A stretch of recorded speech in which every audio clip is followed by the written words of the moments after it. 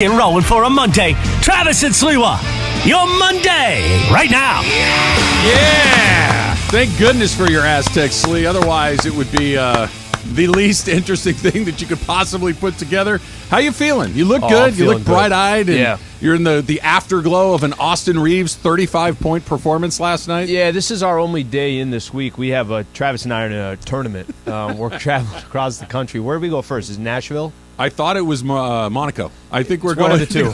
We're going to go to Monaco to Grand play Prix. a little international pickleball event. Yeah, we've been scouted by some recruited. of the top leagues. Fountain Valley had a lot of scouts out there. well, Next it's a thing you hotbed. know, they're buying us tickets all across the world to go play pickleball.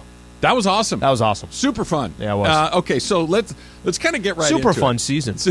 Super fun tournament, Yeah. right? And it kind of was similar to the Dodgers in one regard, is that we were one and done. Dodgers had one round and we're out. We had one round and we're out. So here's the deal. The inaugural ESPN Pickleball Madness tournament on Saturday out in Fountain Valley was a ton of fun. It really was. Thank you to everybody that came out. It was an unbelievable turnout. Thank you to everybody that participated and played in it.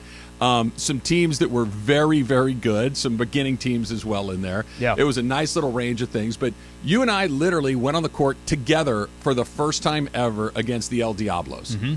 We got out to a nice lead in the opening game. dang it. What did we have, like a 9-3 or 4 lead, something like that? Are we up by that much? It was at least, it could have been 9-4 or 5. We had a I was going to go. we had a lead that was at least 4 points. Whether that was the score or not, I was prepared to walk in today saying we were up 6-5. And I wasn't going to give any more cushion than that. No. We had a much up by bigger lead 4 or than 1 5 point. points We at had a least. 4 or Yeah. 5 point lead at Yeah. one point. And then the El Diablos beat us 11-10 in the opening game. So we were there. Mm-hmm. We were there. These guys play. They play together. They play relatively frequently. You and I, first time together. They're cheaters, by the way. The problem was Yeah.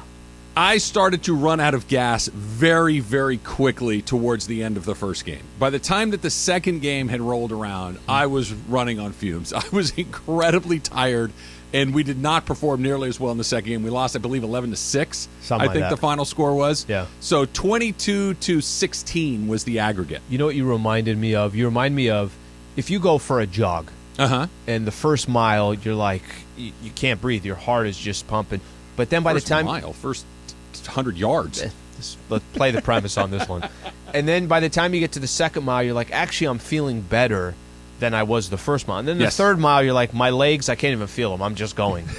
I felt like as we went on through the day, that was you. That they got us at the right place at the right time.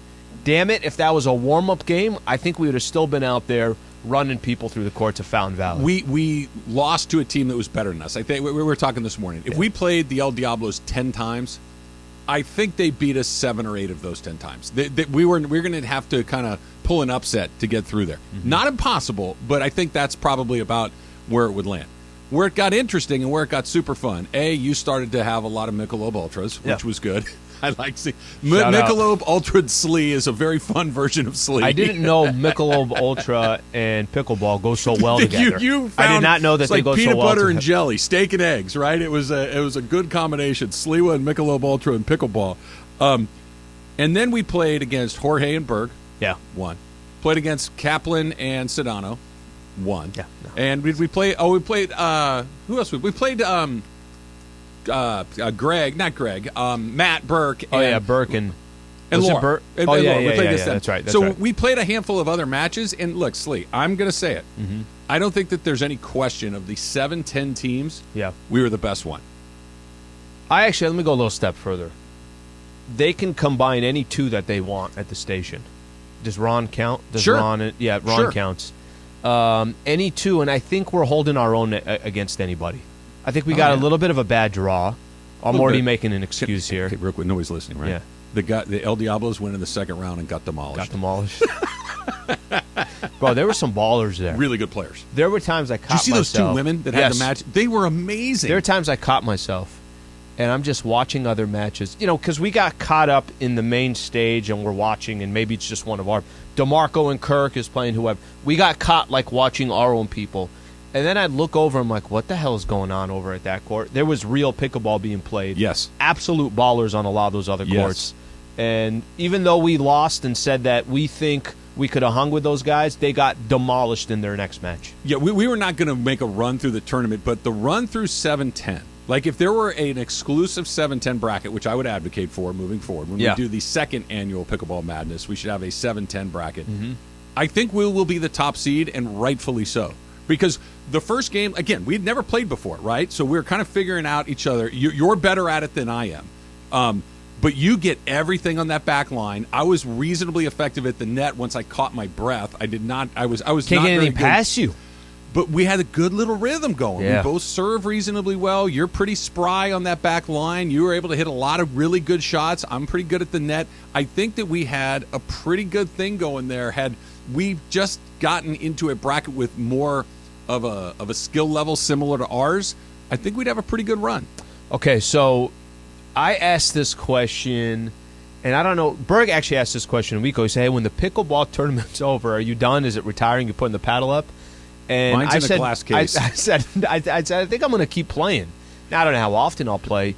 How do you feel after playing in the tournament? Can't wait for the next tournament. Can't wait for the next. Let's announce the date, and about 2 weeks before the date, You'll start getting out there again. I will find the paddle. Yeah. And then I will start thinking about it, and then I will play. Our opening match will be the next time we play. No, here's what I didn't know, because preparing for it, the handful of times I played singles with my buddy Brad, right? He's much better at it than I am, covers a lot more court than I do. Doubles is much more fun.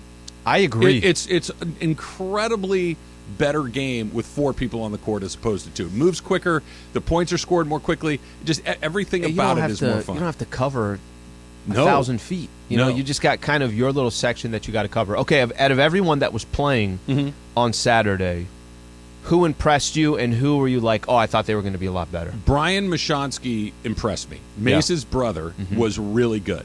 Quick, like he's a big guy, right? He's a big guy, but pretty light on his feet, pretty quick, pretty skillful. He really impressed me.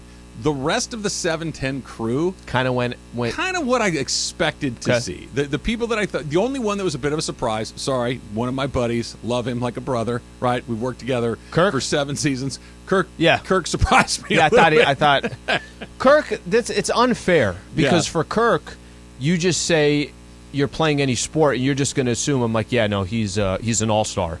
So right out the gate, I was putting Kirk on a high level. Yeah, I thought Kirk was like the lead guy because I'd seen Kirk play in the NFL, swing a bat at Fresno State, hit home runs on a college, like hitting bombs on a real baseball field. Saw what he did at the softball game. Seen him move around. I've seen him shoot a basketball. He's Kirk. He's a great athlete. Kirk is not a great pickleball player. Kirk struggled a little bit on the pickleball court. That was the one that's like, I got that dead. DeMarco was exactly what I thought. Much quicker than you would think, incredibly competitive, and he was going for it. Kirk, no. I don't think we got, and I think this was kind of, I didn't really know what to expect on Saturday, right? You just kind of pulling up. Same time while we're getting ready to play, SDSU was playing, so 86% of my mind was just like, can I just get a score at least? Which, by the way, we got a cool TV there. It was great. The whole backdrop and everything else. But once we got there and kind of the tournament got going, that was great. That was awesome. All the people that came out, all the partners that were there. For you and I, who have never been a part of something like that, most anybody here at the station was not. That was a really good tournament to play. That was a really fun tournament. It was at a great area that we don't typically get a chance to go out to. How's your body? How was your feeling the next? Because we played. If you added up all the time we probably played for a couple hours. Yeah, probably maybe an hour and a half. Maybe a couple hours might be a little more. But all right. It was at least 90 minutes of continuous play. I'm going to tell you, yesterday was a little sore, and then I stretched. What? And then I felt better. I'm unfamiliar with that, but sure. If you said that helped, I guess that's possible. Don't do it. I don't recommend you do it. Don't worry about it. I'm not going to. But I feel okay. I felt pretty good yesterday. Today, my calves feel like somebody hit them with ball peen hammers. Yep. Like they are. Taylor will stretch you out. Lay down on the table. Incredibly sore. But I thought the whole thing would be a mess, right? Just because I haven't had like genuine vigorous exercise like that in a while. I'm not too bad. My back feels good. My shoulders, my chest, my legs. Other than my calves, which are killing me. And I'm sure my selection of footwear had nothing to do with that. It was great. Anytime I get sore, like Saturday, I have a Michelob Ultra. And if I just have one of those, it's good. If I just have one of those, I'm fine. You had a good run there when we were playing where between every point, you'd run back to the fence, take a little sip. Just go back to the fence, gotta hydrate. Sip. Gotta hydrate. It was sunny. It was a great day. Have to make sure you It was hydrate. a great day, but it was good because, and I like this version of you. Make no mistakes about what I'm about to say. I really like this version of you. I've only seen it twice. Okay. When we went to the Dodger game, Dodger Padre playoff game, where you had a couple of beers that day, and then on Saturday where you having a few, you get very chatty, which is not your normal deal. Yeah. Which is awesome. You were very funny. You were engaged. Still playing a high level of pickleball. It was great. But Chatty Slee is a very popular guy in my world. Can we get a beer right now? Somebody get him a 12-pack and put it right there by his desk. I'm just cracking. By noon, I'm 6 deep. What's going on in the studio? My favorite part of the whole day was I got to meet Rookie. Rookie was a there. Little cutie out there. Lady Slee was there. Yeah. You need to feed Rookie. He's skinny. No, don't say that. Yeah. No, the guy is... he's just a baby boy. He has more time to grow. He's been eating. He's been eating. Yeah, he's put up 10, 15 pounds over the last probably like 4 or 5 months. He's a good boy. He's getting in there. He's a good boy. Yeah, he's... I thought he doesn't do the best with a lot of noise. And he just doesn't know what the hell's going on. His attention. He doesn't know... Like most dogs are calm, cool, and collective. This guy was jumping. He actually... Surprisingly, I thought he was great. Had a good time. He was enjoying himself. Gave him a Michelob Ultra as well. It's good. Runs in the Sliwa jeans. Everybody has an Ultra, and they get a little awesome. hyped up along the way. It was great. If you were out there, you want to call in and talk about your experience, I would love to hear about it. And when it comes to the 710, folks, Al and I are here to take on all comers. If anybody here wants to go play us, I will do that. Other than that, I'm just going to retire until the next Pickleball Madness tournament. Yeah. By the way, I think we'll get some people that want to play. There's one person I don't want to play, and I'll tell you who it is a little bit later. I had a weird moment that we'll talk about when we come back. One of the other 710 teams, one of their participants said something to me that they were trying to be nice to me, and I feel worse about myself than I ever had before. That's not just, good. It's really kind of sticking with me. Trying to be nice, but then just demolishing the other person, that's not a good story. It was tough. Plus, all we need for the Lakers to get into the play-in is 35 a night from Austin Reaves. We're all good. It's coming up next. It's Travis Slee.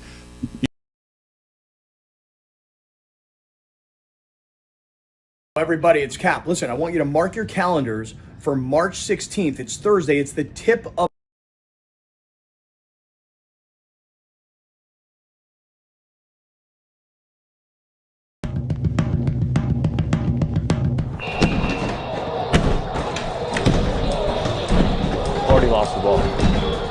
Already lost the ball. Make a shot, Slee. Make a shot, Slee. Oh my gosh.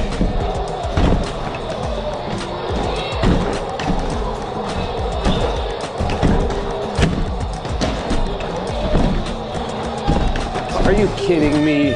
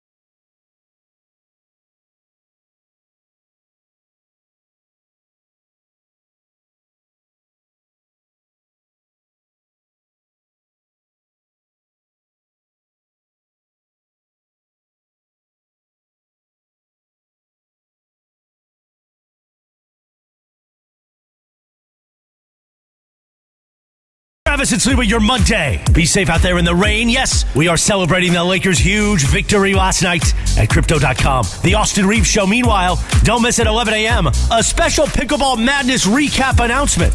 You're not going to want to miss it on Travis and Sliwa, which continues right now for your Monday.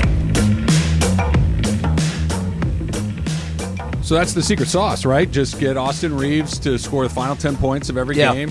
Drop 35, MVP chance along the way. He was terrific last night, but it's a little alarming that they needed Austin Reaves to do what he did last night to beat a Magic team that's outside the Eastern Conference playoff picture. Which one do you want? You want me to tell it now? There's two things. There was Austin Reaves getting MVP chance at Crypto, right? And there was another thing that stood out to me at the game. Do you want it right now or do you want it later? Give me now. Okay. There's basically a ninja at Crypto.com. Nobody knows where he or she is. Nobody knows where they're sitting. But they're smoking 14 Js, 14 joints during the game. Okay. I don't know if you remember this, about a couple months ago, I had mentioned it at some point to you on there. I'm like, somebody's just blazing like no tomorrow. Right by where you sit, at right? Crypto.com arena, yeah. Okay? And John and Michael in front of me, Billy Mack and Stu to my right. They're both one row in front of me. And we're all, they're doing the broadcast, they're doing the TV broadcast, and they're just looking around doing like, what the hell is going on? They brought in, now you got the red coats there, right? The red jackets. They're all kind of like lined up to the left looking. They're trying to like narrow down the section and we think it's in the section in front of us. Nobody can find this guy. Started in the first quarter, all the way through 3.5 quarters, the guy was, I don't know what he was doing. Whether it was a guy, girl, whatever it is. A weed ninja. No one can find this person. It's the funniest thing I've ever seen. Billy Mack will stand up during a timeout and be like, what the hell is going on here? No one can find this guy. He comes probably once every couple of months. He stakes somewhere in that 111 section. He smokes probably 3 joints during the game, and none of the red security people can find him. You don't see the smoke, you just smell it? Yeah, don't see it. Just a complete ninja. Took over the game yesterday. The whole section was like, I don't know what's going on. So maybe Austin Reaves did not get the secondhand high that everybody else did because he was in the zone yesterday. It's pretty funny to watch, man. Security guards all to the left. No one can find him. I think it's over there. I think it's over there. For a full half, everybody's looking for the guy. Couldn't find him. And you smell the smoke. It's quite a talent. I mean, he should try to go everywhere. He should show up at Laker games, Kings games, Dodger games, Galaxy games, LAFC games. I had 3 pretzels yesterday for no reason. I just kept going back. Bring me another cookie. You should keep going down to the meeting room. Why does Slee keep going to the concession stands? Keep coming back with cupfuls of M&Ms. By the way, the Lakers have purple and gold M&Ms. Is so great. Do they still have those? They're all colors now. Oh, yeah. They had like just the yellow and purple there was a ones, ton. Custom-made Laker M&Ms, which were terrific. Got expensive. Yeah, got to cut back. And they taste so differently when they're purple and yellow. But it's Emily Mia is somebody that likes the details and things. It's just it's a nice touch. Yeah. It's a nice little elevated element along the way. Austin Reaves was, I mean, you said something during the break. You're like, he saved the season. Maybe. I mean, we'll see. They're still right on the cusp. They gotta get out of the play-in before we can talk about that. But he really did save the night last night. Mm-hmm. That without him having a performance, career high, 35 points. He make 8 of 10 free throws in the fourth quarter. He was How terrific. About he got to the free throw line 18 times. Austin Reaves got to the free throw line 18 times. How many times? And I really don't know the answer to this. I don't have the box score. How many times did Anthony Davis get to the free throw line? 6. To Austin Reaves is 18? 3 of 6 from the free throw line. 6. So Anthony Davis got there 1/3 as many times as Austin Reaves did. Okay. Makes sense. Just want to. Yeah, it does. You know what? You know what the part that sucks? It does make sense. That's the fact that it does make sense, I think, is part of the larger problem. I got a question for you as we get into a little bit of the Lakers here. Do you remember a week ago, last Sunday, a week ago yesterday, they lost to the Knicks? And both you and I said, I don't think it's that big of a deal. I agree, yeah. Losses come. You kind of like where the team was trending. You kind of like what they were doing. And they had this big matchup coming up against the Pelicans on a Tuesday. So this was last week, right? How come, and you help me out here, and maybe it's as simple as, well, Anthony Davis hasn't looked all that good, but the starters have been awful as well. But over the course of 1 week, we went from kind of feeling good the position that the Lakers were in, thinking that number 6 is definitely in play. A lot of these other teams were losing. And then over the course of 4 games, they lose to the Knicks, beat the Pelicans, but in the second half... Demolish them. In the second half, you had to play all your guys through the fourth quarter because the second half, the Pelicans started making a run. AD then doesn't play against Houston. They lose. They lose to the Dallas Mavericks at the end. Anthony Davis is involved in 3 different plays where you could point the finger at, and I'm not trying to just go at AD, but I'm just talking in general here. Well, he's the reason they lost. And then you yesterday, can spin it however you want. They lost to the Mavericks because of Anthony Davis's mistakes. And then yesterday, they need to play basically 47 and a half minutes to beat the Orlando Magic until Austin Reaves hits some free throws there at the end. What happened in the last 6 days? Well, I think what happened is they went from when they made the deal and they got these other players, and Anthony Davis's performance were more or less pretty consistently good, to being completely unpredictable. For the last week, they've been completely unpredictable, and no one feels good about anything if they don't know what's going to happen next. Even if things are going bad, if you know what's going bad, you can prepare for what's going bad, right? You can try to mitigate whatever it is that isn't working through strategy or rotations or whatever.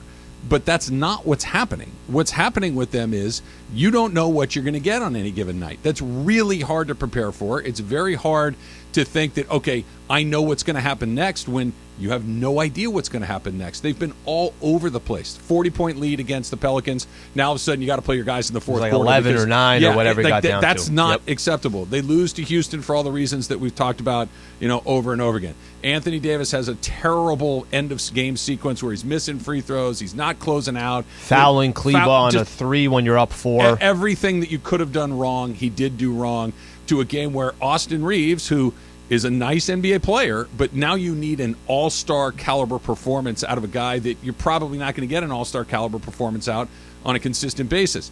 It's really hard to feel good about a team when I have no idea which version of this team I'm going to get from night to night, and they're back to where they were prior to the deadline, which is, I don't know, are we going to get the good guys? Because when the good guys show up, it's a pretty darn good team. When what we saw the last couple of nights, it's buckle up, because they could have lost 3 in a row. They also could have won 3 in a row or 4 in a row, going back to Houston had they had Anthony Davis against Houston. It's just completely unpredictable on what you're going to get from them night to night. So this is kind of the mix that they're in. I'm paying less attention to, well, what seed are they? I'm paying less attention to how many games are they back from number 6, how many games are they back from number 12. I have a curiosity of, are the Lakers playing good basketball or not? Not right now. Right? Like, is the product on the floor, can you look at it and say, man, if that team gets in, they can maybe give a run for their money to Memphis or Sacramento. This last week, a lot of that kind of positivity that you were starting to garner towards the Lakers, a lot of these starters, the starters have actually, every time the bench comes in, it feels like the bench has to get them out of a 7-8 point deficit, something along those lines.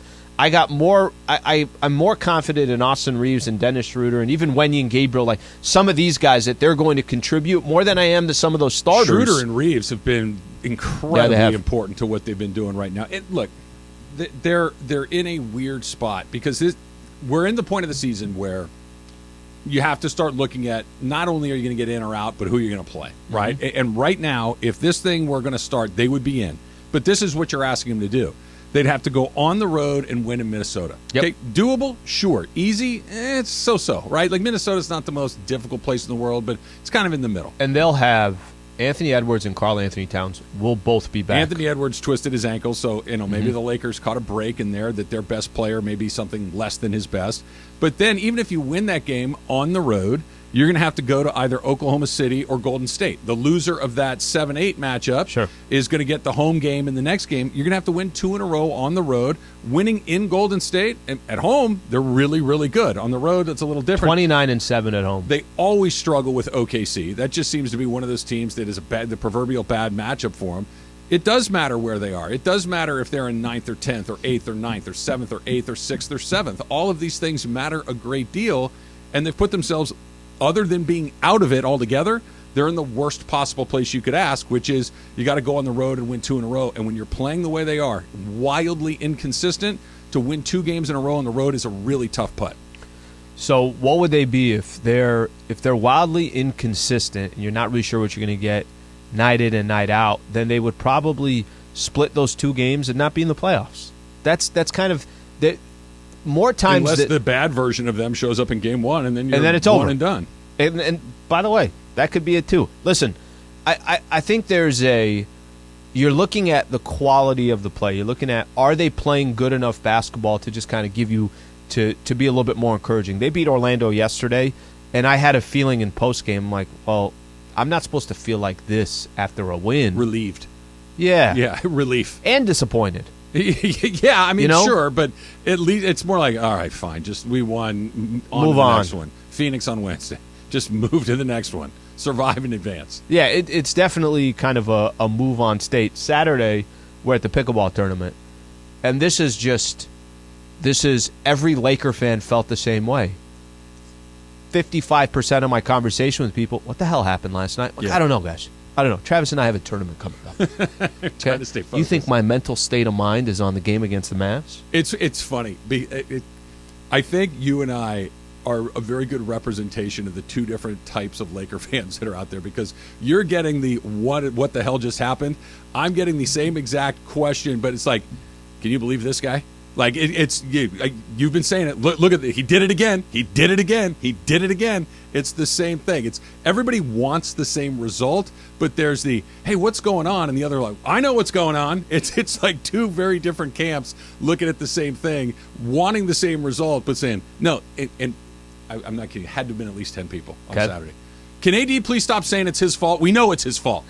Yeah, that one's on me. Yes, we know. You do not need to tell us. Can I tell you something that's funny? We saw it too. Can I tell you something funny? When somebody says it, which game was it? I think it was the Knicks game. Lakers were playing good basketball over a stretch. And Lakers lost to the Knicks, and AD basically took all the, hey, guys, that's on me. But they had been playing good basketball, so I don't think it really bothered as many people of, hey, you know what, here's the leader of your team, he's taking the blame, he's taking this. The problem is, if you go a week where you lose 3 games and AD is saying, hey, that's on me, that's when you're kind of done saying the my bad, it's on me. Nobody really wants to hear that anymore. All right, there may be a little bit of good news on the horizon. We'll give that to you next. Plus, we got some Laker fans that want to get in on this. 877-710-ESPN. That's 877-710-3776. It's all coming up. It's Trav and Slee, 710.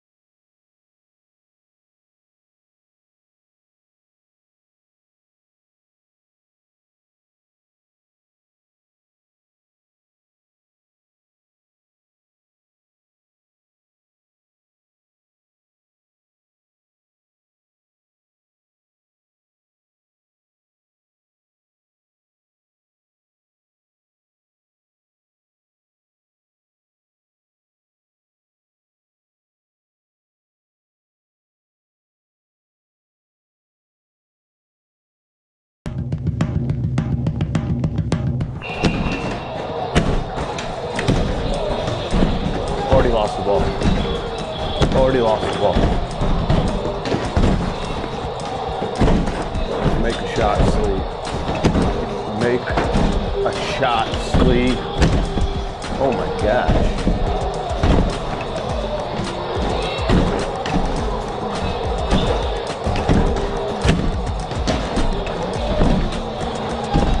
Are you kidding me?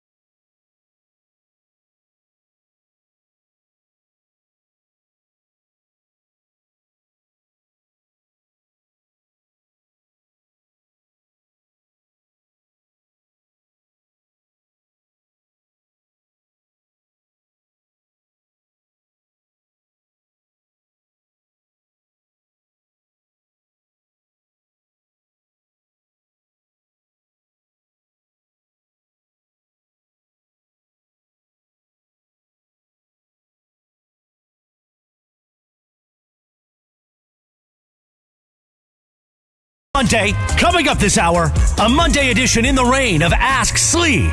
Don't miss it coming up this hour around 10:45. Right here on Travis and Sliwa on 710 ESPN. If you want to get in on that Ask Slee, the rainy Ask Slee, 877-710-3776. Like Chris said, that's coming up in about 10 minutes from right now. We already got some good ones. One of our Ask Slee regulars, TFP, was out at the pickleball tournament on Saturday. How'd you get a chance to talk to Francis? Yeah, I did. He came in with a full Clippers, basically blazer. I apologized to him about the Mandy's. I felt like we should have gave him more consideration, and we made a mistake there.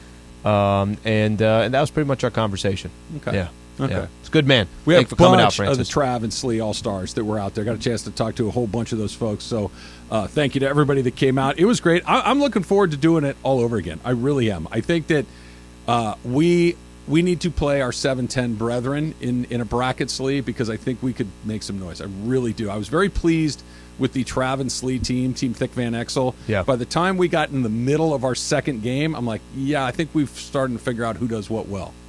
And basically, let's you train do once a week. 80% of it. I'll do the 20 up front. Bro, you're a and beast that's more at the than net. No, Nothing gets past you. I'm tall, so I have a little bit of a reach. So that's it. But the opening match was I was trying to cover too much of the court, and I ran myself out of gas in like 10 points. I had 10 points worth of hustle, and I used them on the first 10 points. It was a huge mistake. It is. You basically did the equivalent of it's a marathon, and you started sprinting right out the gate. Like you're not even a half a mile in. But I had the lead. At one point, I did have the lead. I figured, like, look, take a picture. We got a chance. Let's go to Riverside and Emilio. Emilio, you're on with Trav and Slee. What's up, Emilio? Hey, what's going on, guys? Hey, I'm a bit concerned, guys. I ain't gonna lie. Like before coming into this week, I ain't gonna lie. I was really picturing the way the West was falling, kept giving us chance after chance. The Lakers were gonna go on a run through the Western Conference, right? We're not LeBron James is rested, healthy, ready to go. The role players, right? Then we lose to Houston Rockets. Then what happens on Friday happens. Then yesterday, I'm like, we won, thanks. I ain't gonna complain about a W, but that's about where I stand. Like, I'm concerned. The one word that I'm thinking of right now, guys, is arrogance. This is last week. Arrogance is killing us. It's like, oh, sure, let's say Anthony Davis on a back-to-back. Let's pencil in a W against the Houston Rockets.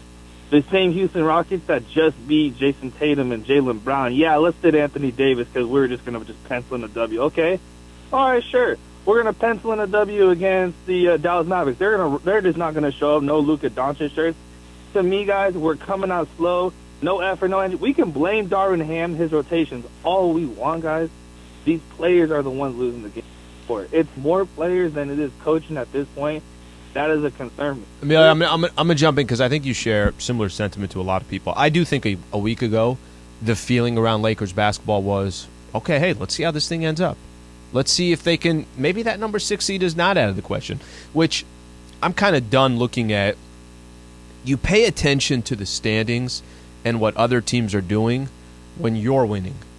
When you're losing, I care so much less about what other teams are doing because are you basically backdooring to get in or are you getting in because Lakers are playing good basketball and it doesn't really matter what everybody else is doing? He says something I think was interesting. I do think that the arrogance that he's referring to, I mean, you could be let me kind of give an example. I think the Nuggets have lost 4 or 5 or something along those lines. They have such a lead in the Western Conference. I'm not telling you it's a good strategy, but they have the cushion to be arrogant. Sure. You can't, if you're 3 games below 500 or 2 games below 5, there's no point where you could be arrogant. So if there is arrogance to the Lakers, then they're reading everything wrong. And whether that's the case or not, that would be a tough pill to swallow. Yeah, I don't think it's arrogance so much as it is this sense from the Lakers, and maybe it's well-earned, maybe it's not. I don't know. It's this sense of inevitability. Oh, we're going to be there at the end. We're going to, but by the time it's all said and done, maybe we have to go through the play-in, but we're going to be in it. And then once we're in it, then let's see what happens. It's this sense of the inevitability of the talent of the Lakers, and by that I mean LeBron James and Anthony Davis, that the inevitability of that being good enough to get you into one of the top 10 is kind of what they're relying on. And they might be right. It may be just barely good enough, right? That I know LeBron has missed some time. We'll talk about him in a minute. But the fact of the matter is, it's not so much the inevitability of those two guys. It's the inevitability of the entire bottom 2/3 of the Western Conference being bad, right? You look at the Lakers right now are they're in 10th. They have this. They're tied, a statistical tie with the Jazz, who are in 11th. But they're only a game and a half out of the 6th spot. Like everybody from about 5 down to about 12, virtually the same record, are the same, and none of them are good. They're all flawed. All of those teams have some flaws along the way. So I don't think it's arrogance. I think it's they're going to get in because they're just as average as the other teams. And maybe if what Darvin Ham is saying is true, you do have a light at the end of the tunnel. What he said, was it yesterday, Slee, talking about LeBron, that he expects to have him back at some, or was it Saturday? Pre-game yesterday. He said, we anticipate having him come back at some point. I think Bron, him being out, has revealed that we have a lot of different weapons that are very capable players on both sides of the ball that can help us achieve the goal that we're trying to achieve. And when he comes back, he's just going to add to it. Good. That's slightly different than what Brian Windhorst said late last week, where it's like he's really not that close to coming back. Got 10 games left. There's not like there's a ton of runway that they have to mess around. They've got just so 3 you know, weeks of the season left. Just so you know, Thursday is when he gets reevaluated. So that's when we'll get an official update, hopefully. You're right. That's it. There's only 10 games left. Yeah. He played 72 games. This idea that everything is going to be okay, this idea, well, LeBron's going to, we don't know for sure that he's going to come back. And if he does come back, this group of players with LeBron James hasn't really played very much basketball. What, one? It was maybe the Dallas 2. game? Maybe 2? Okay, maybe so 2. Let's just say it's 2. There isn't a ton of time. The Lakers are not playing their best basketball right now. Yeah. So we'll see. The time is thin. It is short. You have 10 games left. Your best player may or may not be coming back. Your second player is in one of his low periods, right? And we know Anthony Davis, he has high periods where it's like, all right, let's go. Sure. And then you have the low periods, which is where we are right now, which is poor free throw shooting, bad decision making, skipping games. We're in one of those right now. Ups and downs. We're in a down. And you're in a dogfight to be one of the top 10 teams, and there is no guarantee you will be.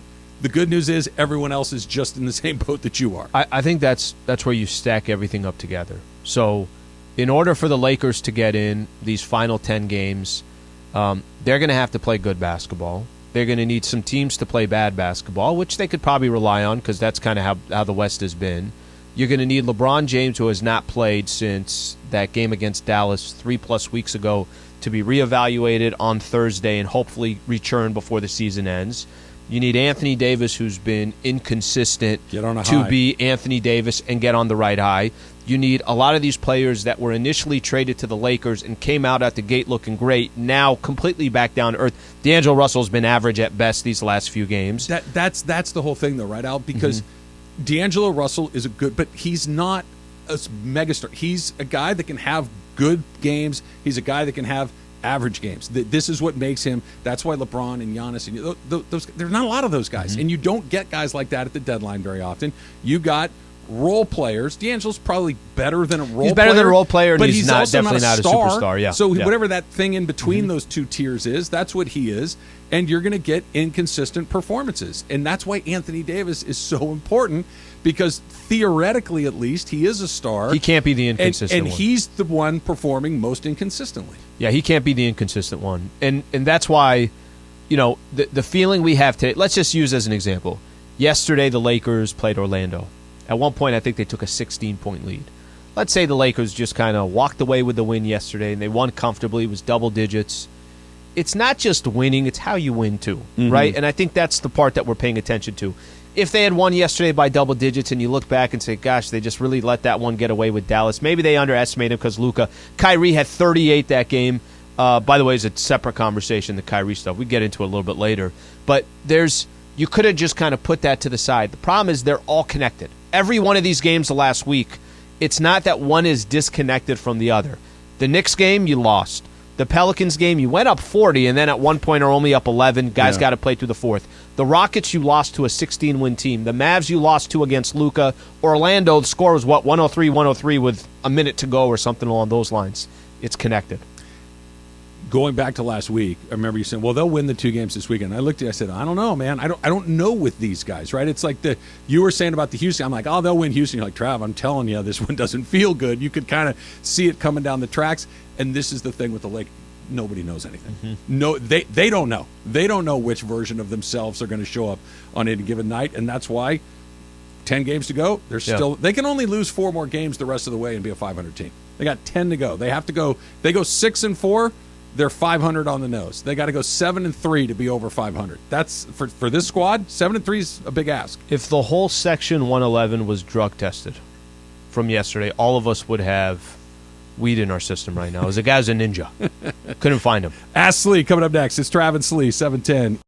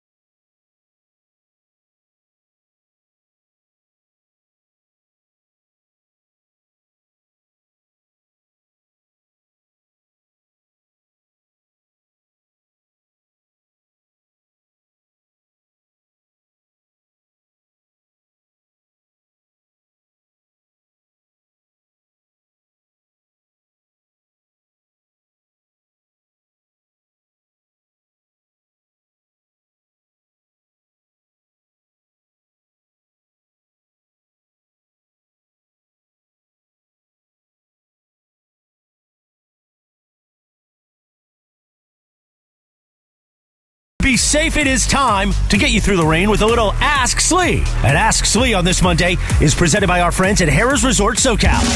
Find your funner state of mind with a visit to Harrah's Resort SoCal. Voted best resort in funner California. From dining to unwinding, you'll find fun around every corner. Learn more at harrahssocal.com.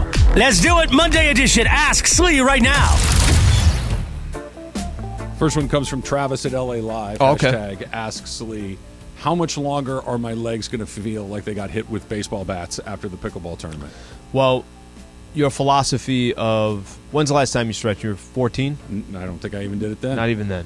So I think right now you need 2 more days. By Wednesday, that sounds about right. Actually. You'll be good.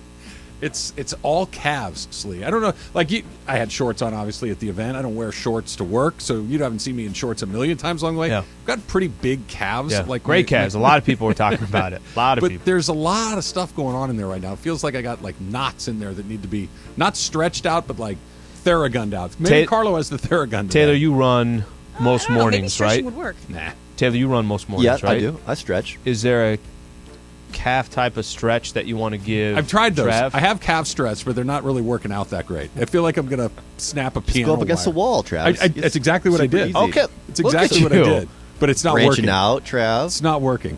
Alex in Torrance is batting lead off here. Alex, hashtag Ask Slee. What do you got, Alex? All right, guys. Happy Monday. I got a 2-part question for you guys. All right, I'm gonna give. I was able to meet a NBA player yesterday. Very nice guy. I'm gonna give you his accolades. Number 1, I want to see if Slee, you can guess who it is. Okay. Number 2, I want to see if he's if he's a Hall of Famer in your eyes.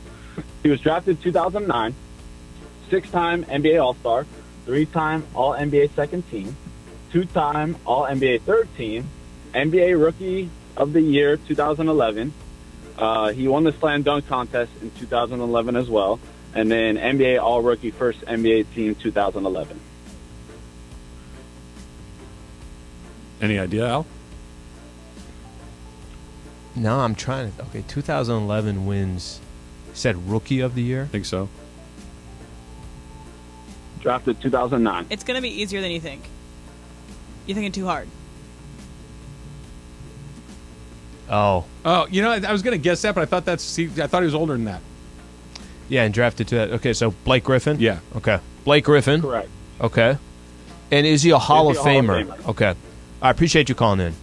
So I am not the person, and I don't know what the criteria is for being a Hall of Famer. Okay, I don't. Michael and I will sit here and talk about it, and he'll say all day long why Michael Cooper should be in there. Can I change the question why slightly? Robert Horry should be in there, some of these other players. I'm not the best person to ask about this, but I will give you my first initial gut reaction. No, he's not a Hall of Famer. I agree. I agree with the gut reaction, and I think that especially when it comes to the Basketball Hall of Fame, I don't think you're alone in not understanding the criteria. It's weird, right? That it seems like most of these leagues, it's all weird. You're not wrong about that either. But basketball in particular seems to have a lower threshold for enshrinement than some of the others. Okay. I think the question isn't is he a Hall of Famer? Is he one of the best players you've ever seen? That's kind of the answer to this, right? Like, is he one of the great players of his generation? Were you excited to go to the gym specifically just to see that guy, or was it more like, oh yeah, he's really good too? There's a difference between those two things. So I think he's the word excited. I think he definitely was one of the more exciting players in the NBA. But that doesn't make him really good. Yeah, it doesn't make him one of the best. Yeah. I remember it's kind of funny. He got traded from the Clippers to the Pistons. Did you ever hear anything after that? Pretty much the end of the line. That was it. That's kind of his career. And it doesn't mean you can't be exciting. It just doesn't mean that you're one of the best. David SFV writes, would you rather live without the internet or live without air conditioning and heating? All right, no AC, no heating, or without it. Yeah, definitely no AC, no heating. No question. Yeah, I'll take the internet all day long. That is. All right, give me the internet. You want the internet? Yeah, for me, I go the other way easily. Open the window, get a fan, clothes, blankets, all that stuff. I can make do, especially here. Yeah. Like, we don't live in Chicago, where I actually really need it. And Trav, all your texts would be green bubbles, regardless, because you have no iMessage. I'm going back even pre that. I was reading something the other day. My generation, Okay. I'm a Gen Xer, right? My generation is the last one to really know life without the internet, right? We're the last ones to have grown up and lived even a portion of my adult life with no internet. Guys, it was fine. It was totally fine. We were able to keep in touch with people. There were things to do. It was a very, very manageable way of life. But that's when everybody doesn't have it. But when you're the only one that doesn't have it, I was going to say, difficult. let's put it this way. Let's say I'm fine. But let's say this. fine. Let's say this for your job, okay? Yeah. All right, the research you're doing and everything else, you're obviously relying on it. You're paying your bills. You're relying on it. Like, there's other I know how to write a check. I could make do. I know, but like there's the walks. If you can get the LA Times delivered. Yep. If the AC and the heater are more important than really the way you run your entire life, I just don't value the AC and the heater that much. Check in with me in September when it's 110 for the last 40 days. Throw a fan on. Lose a little sleep. Sleep outside. I'm out. Of all the things I miss from like the analog age, more than anything else, is that morning newspaper was such a great part of the day. You'd get through, you'd flip through it, you'd read, and all you'd get the stories, you'd collect some information, and you had a good solid 45 minutes to take all this stuff in, as opposed to tick, tick, tick, up there it is. It was a very different way. I miss it a great deal. Good question by it is a David good one. What happens to Trav's pickleball paddle now that the tournament is over? Does he put it with the Christmas decorations, puts it in between one of the many sombreros, or does it get lost with Bobby's shoes? It's in a case. When you walk by the Travis, right when you walk in, there's certain things. There's like a photo of you and the family, and then next to it is the pickleball paddle. It's in a case there. So when we were done playing, we remember we went. We ate a couple hot dogs. Yeah. We were doing our thing. So I gave my girl the paddle, and I'm like, "Hey, can you hold on to this?" I come back, rookie, Chewing on it? demolish the paddle. It's ruined? Yes. Oh, no. She's like, well, I didn't know that was going to happen. What do you mean you didn't know that? Yeah, he was doing it at the tournament. Yeah. Has he ever put anything in his mouth that he didn't demolish? Come on now. So paddle's gone. My dog back at home. I got to go to Target and buy 2 more paddles. Actually, she always got into our DVDs. So for a long time, like we'd have like our DVDs on display or whatever, and our dog Penny would go in, chew on the outside, open in the DVDs, then chew on the actual DVDs. It was terrible. Yeah, Rookie is more. He'll take a shoe and he thinks it's a game because we have to chase him to get it, and he's like, "This is awesome." Yeah. Rookie, what are you doing? For the record, Bobby doesn't lose his shoes. He just chooses not to bring them with him. He knows where they are at all times. It's not like he can't find them and he goes without. Good. It's he chooses not to bring them. There's a huge difference between those two things. Capitano Matt, what kind of tournament should ESPNLA host next? Billiards, shuffleboard, or twister? Hashtag Ask Slee. Do I only got to pick through those 3? No, dealer's choice too. All right. So if it doesn't have to be, look, basketball is the main one, but we've done it, and I think that's always one. It's not really unique. There's nothing unique about it. So, but basketball is by far, you get the most people involved. You have 10 people on the floor. You get a couple more people. Look, can we be honest for a second? We're not good. Nobody's good. The amount of basketball players here that could put on something that people would want to look at for even 2 seconds is about 3 people long. All right, then help me out with what's the right sport. You need something. Softball was a Not good. bad. That was a good one. Everybody can play. You can't do like an individual. Pickleball is a really good one because even if you stink, you can play. Mm-hmm. Pool's not bad. Bowling, maybe. Bowling. That's the answer. Bowling. Everybody can bowl. Yeah. And if you're really bad, we put the little rails up, and everybody wins. Yep. You're in the rail division. Yeah. The bumper one. Yeah. All right, so this is from Emily in LA Live, and I have a question. So should I prepare for April 3rd for you to ask off so you can go to see San Diego State play in the Final Four if they get there? Will you fly to Houston, or will you just, if that happens? We're talking like Final Four. Yeah. Would you take off They have Alabama and stay next, here? right? Alabama next. Yeah, would you take off and stay here, or would you actually want to travel to go to Houston if they made the Final Four? It's a really good question. So let me put it this way. I've gone to 2 Sweet 16s, and the only 2 Sweet 16s San Diego State have been in. Both landed in Anaheim. So we got lucky, right? They lost both of those. So now in my head, I'm like, well, I'm not going to You're the cooler. I'm out, right? I'm out. And every other Aztec fan that was there. If they get past Alabama, who's the number 1 overall seed in the tournament. Last one standing, right, Em? The other 3 are out? Houston still in, I think. Is Houston still in? Yeah. I wouldn't know. Well, by the way, I might be wrong. No, I think you're right. But if San Diego State was out too, I'm with you. Like, I don't know anything about any of these other schools. You gotta go. If they get, you gotta go. If they get out of this, if they just pass Alabama, I mean, all hands on deck. It doesn't matter where it is. They could change the location to. You'd go to the Elite 8 game? Elite 8 would be on, so they go Friday. Sunday. No, I can't because the Lakers have a game against the freaking Chicago Bulls. I would try to do everything I possibly can to try to go to any one of these games. But that's going to be you got to go to the Louisville. Final Four. Even if it's like a day. Fly in, fly out. Final Four is an easy one to say yes to, but I'm just saying if you get past the number 1 overall seed, I think you try to do everything you can to be a part of it. I'm not trying to throw cold water on it because it would be, but the Elite 8 is like, it's cool, but it's not the Sweet 16 is a destination. The Final Four is a destination. It's a whole weekend. Yeah, it's a whole thing. That 8 is, if you're going to go to the 8, you might as well go to the 16, right? Yeah. Because and I also really thing. regret not going to the Final Four when UVA made it. Like, it would have been really awesome. Especially here, I'm going to make one more pitch for you. I would go. You need to go because the odds of them going back are not great. Yeah. Right? This is a once in a lifetime opportunity potentially. You got to jump on it. UVA goes. Like they will be back in the Final Four in your lifetime almost Likely, assuredly. hopefully. Yeah. San Diego State maybe not. You don't be know. April 1st. Be a Saturday. I will go to the Gauchos if they get to the round of 32. I will show up in the second round no matter what. World Baseball Classic, better than I ever could have imagined, and we've got an unbelievable game tonight and then another one tomorrow. That's next. It's Travis Slee, 710.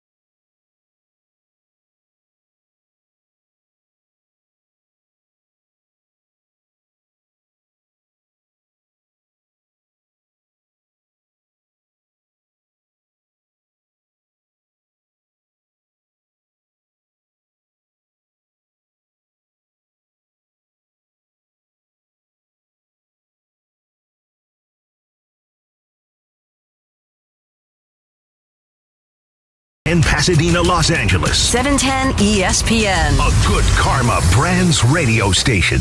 Listen to Travis and Sliwa more at 10 a.m. And yes, indeed, Travis and Sliwa is on for this rainy Monday. So yes, Saturday in Fountain Valley at Miles Square Park was our inaugural Pickleball Madness tournament. And Travis and Sliwa felt pretty good about their performance. Yeah, we were not going to make a run through the tournament, but the run through 710, like if there were an exclusive 710 bracket, which I would advocate for moving forward, when we do the second annual Pickleball Madness, we should have a 710 bracket. I think we will be the top seed, and rightfully so. Well, at this time, Corporate Greg and producer Emily, one of them, is going to present something special for Travis and Slee. Let's get to it. Travis and Slee, your Monday continues on LA's mega sports station, 710 ESPN. As usual, Slee, we're the last people to know occasionally. Is it a Mandy? I don't think we can hope for a Mandy. It's not a Mandy, then I don't want it. Highest place finisher.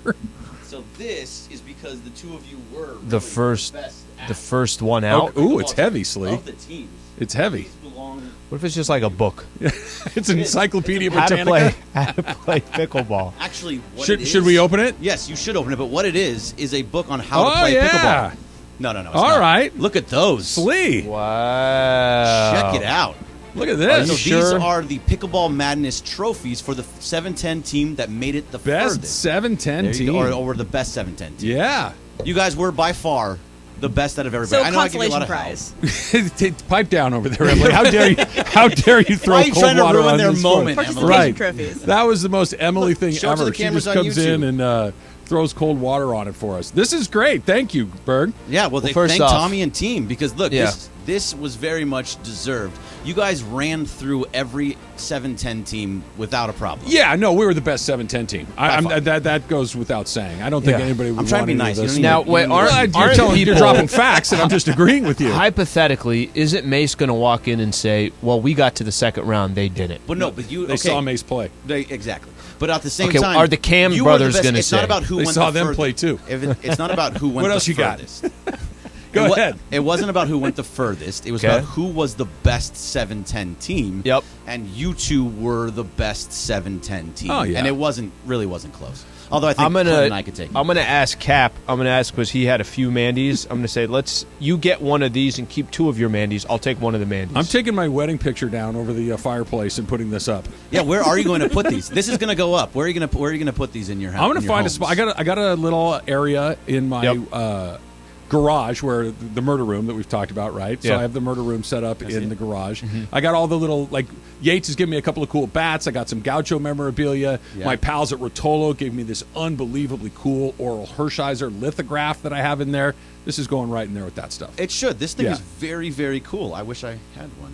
I have Make the sure whole. Rookie doesn't They do don't it. just give these out, Berg. You No, got to they earn don't. it. They don't. You got to earn it. All right, where I you have put the it? Where you put it? whole '93 Lakers team, all their jerseys up, every single one on that roster, all the 15-man roster. Lady I'll take Slee one loves of that. I'll take one of the jerseys down. I'm not sure which one, and I'll put Mike that Smrek. Does he come off the board? there. No, Remember Mike Never. Smrek, Berg? I remember the name. Yeah. That's about as far as I It's a go with great Mike name. Smrek. It And is a Mike good name. Smrek was big. But no, we're actually going to put this. We'll try to find a place. We got. We're working That with- means it's going in a closet. It's going in in the a closet. back, It's gonna be if hidden. not in the trash. You're just going to leave it in that box that it came in. Exactly. working with Come on. working with like 725 square feet here. So we'll see There's- where I could find a but little place. Al, this is the size of a sheet of paper. I know. But when you walk in, that would be 60% of the place. Look, We'll find a good place for it. Here's the question: is there anything more dismissive than I'm going to try to find a place for it? Yeah, I mean, pretty that much. was I don't care at all. I know, but this thing is. But you have like a garage. You have like a man cave place that you can put I have this a at. murder room. Please let's identify these things You properly. put it in your entryway somewhere, like on a table somewhere. Drill a hole in it and wear it around your neck. Too heavy, man. But this is a talking piece. You walk in, ooh, Yes. this thing is nice. Look at Yes. this. What's this about? Oh, well, me and Travis, or Travis and I, however you Yeah, want to actually, that's a say good it. point. When you walk in to the left, she's basically has 98% of it used with certain stuff that she has, certain Right. travel place she's gone. It's going to go up there Get it- because it could be there's actually a place that we can use for it if she's nice enough to let me Get put two it there. pieces of put two anchor screws in your ceiling. okay, right?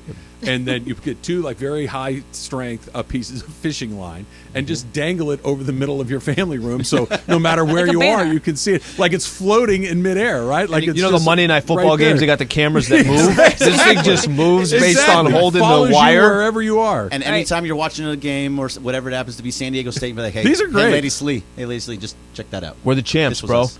I'm very That's proud of this. strong. I'm very proud of it. We're the be champs. proud. Yeah. Yes. When yes, are you going to Emily. get your participation trophy? I am not going to get one. Oh, really? I mean, it kind of makes sense with all these trophies that we're giving out.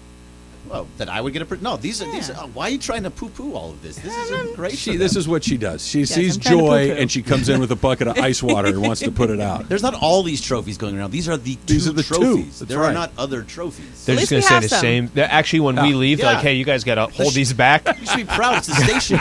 It's the Got to the give it to show. everybody. Oh. Everybody gets it. Congratulations. Thank you, man. Congratulations Yeah, to you. thank as well. you. Congratulations Thank to you. both of you for Yes. doing that Yep. because you guys were really good. We were all I'm right. trying to be nice to you. We were all You right. guys awakened something I, in me last I'm week. appreciative. Yeah, right. We I'm grateful appreciate for it. the kind words, but they're well earned. They are. But like I understand what You're you're so saying. humble, Travis. Well, no, I You're don't. so humble. I am a truth teller, and we were the best 7-10 team, and it really wasn't that close. It really and that's wasn't. why we have the hardware, Al. All right, so who do you think would Actually, be you know where this is the gonna best go? team to challenge you? This is going to come with me wherever I go. Every morning that I walk in, I'm going to take it out of my bag and put it on there. I want people to know on YouTube it. every I morning like it. that No, we this were is the very best. cool. Thank you to you. Thank you to Tommy. Everybody that put these trophies together. It's a nice trophy too, Slee. You said who would be the toughest matchup. right. Okay, take away all the shows. Let's just go Yeah, individuals. individuals. They put two people together. DeMarco was pretty good. Okay. Yeah. DeMarco is good. I think we're going to put together DeMarco with. We got to find DeMarco a partner. All right, so DeMarco, it kind of falls into Maybe. the line. DeMarco falls into the line of similar to you. How do you get it past him? Good size, comes up to the net. It's like, what the hell do you do? And that's what you were doing. So now you need somebody between you and Clinton. Who's better? I like to say me. Okay. Clinton will obviously say him because that's what Clinton does. Between you and Sedano, who's better? I think that was pretty close. I think I was better than Sedano towards the end of it, though. He was also tired. We should give when him I started 3. playing. Yeah, but also Matt Burke, They by the just way. rotated? No, Ron is also all a 3 baller. at the same time. They can have 3 guys over there. We'll play 2 on 3. Hey, I started to figure it out against you two with Jorge, and then if I played you with Clinton, We're going to would've play done again. Well. Yeah. No, we're going to play again. Who are you playing with?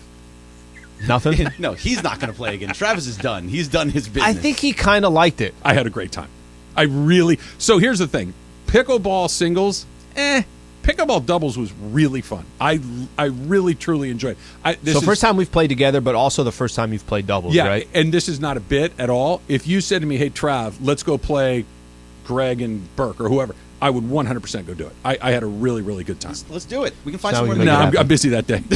Oh, are you Ireland now? If it a was baseball any game. other day. This is from Brandon, and he says, "If Trav had better shoes on, do you think you guys would have won a round?" Hashtag ask Slee. You know what he was wearing, right? I don't know what you. I No. didn't look at your shoes. Yeah. No. Trav had Vans on. You had Vans on. He was wearing Vans. You didn't want to wear running shoes. Just supportive He footwear had all those. around. He had those. How? Well, he did taped you up his move? ankles.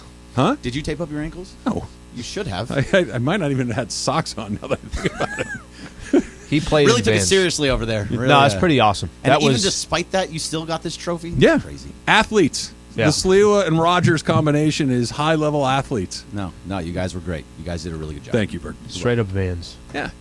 So can I tell you the one DeMarco and Berg would be fun. DeMarco and Ron would be fun. the one part of pickleball that did not go great for me, Mm-hmm. and quick story. You're going to want to hear this, Greg. And I want to set this up by saying that this was not meant to insult me or hurt my feelings in any way. However, maybe a little bit of that happened. So prior to the matches starting, hanging out kind of where everybody's checking in, right? And ABC7's Kurt Sandoval and I are engaged in a conversation. And we're just kind of chit-chatting. And he says something incredibly nice about our show, Al. He says, I just want to tell you, I really like listening to your guys' show. You guys make me laugh. It's really fun. And he says to me, he goes, and Trav, you mention a lot of things from when you were a kid, that very specific memories you have that bring back a lot of really good memories for me. Sure. I really like that. And I said, oh, that's super nice of you to say. And he goes, and I think you're a little older than I am, but we're kind of close. And I said, oh. Oh no! Oh no! What he said was, he goes, no. I think you're about 4 or 5 years older than I am. That's what he said. I think you're about 4 or 5 years older than I am. And I said, Oh, okay. I said, How old are you? how old are you? Oh no. He says, I'm 58. So He thinks you're your. he thinks I'm 63 years old. You're mid 60s. You're not 60. 63. He thought I'm 63 years old. He thought you were And older than Mason and Ireland. 63. I thought I'm trying to squeeze as many years as I can with Trav out of the show because man's about to retire. Or die. You know? It's over. You're being I mean, any day now. And I said, he asked me, he goes, how old are you? I said, I'm 51. And he goes, no. oh, well, you know, and I said, no, it's cool. Thank you very. And he meant it as in the nicest way. No, He was he is saying the a nice nicest guy. thing. Yep. He's a super nice guy. I've known Kurt for a very long time. He's a very good guy. And he meant nothing by him. I'm like, damn. Do I look 60? And then Morales got on the mic and said, "All right, first match, Travis and Sliwa." My walker. I'm gonna hobble over to court number cane? 1. 60. Okay, here. Look, I'm overweight. Okay. Oh, by the way, I got a whole bunch of You're not nearly as fat as you say you are. You make yourself sound like you're 375 pounds. But what you never get is you're not fat. You're not as fat as you say you are or sound you are. But I understand. I'm overweight. And I understand that I have gray hair, and I wear a beard, and there's a good portion of my beard that is white, right? Especially on my chin. So I understand that maybe I might look a little bit older than my actual age. 63? 63 is crazy.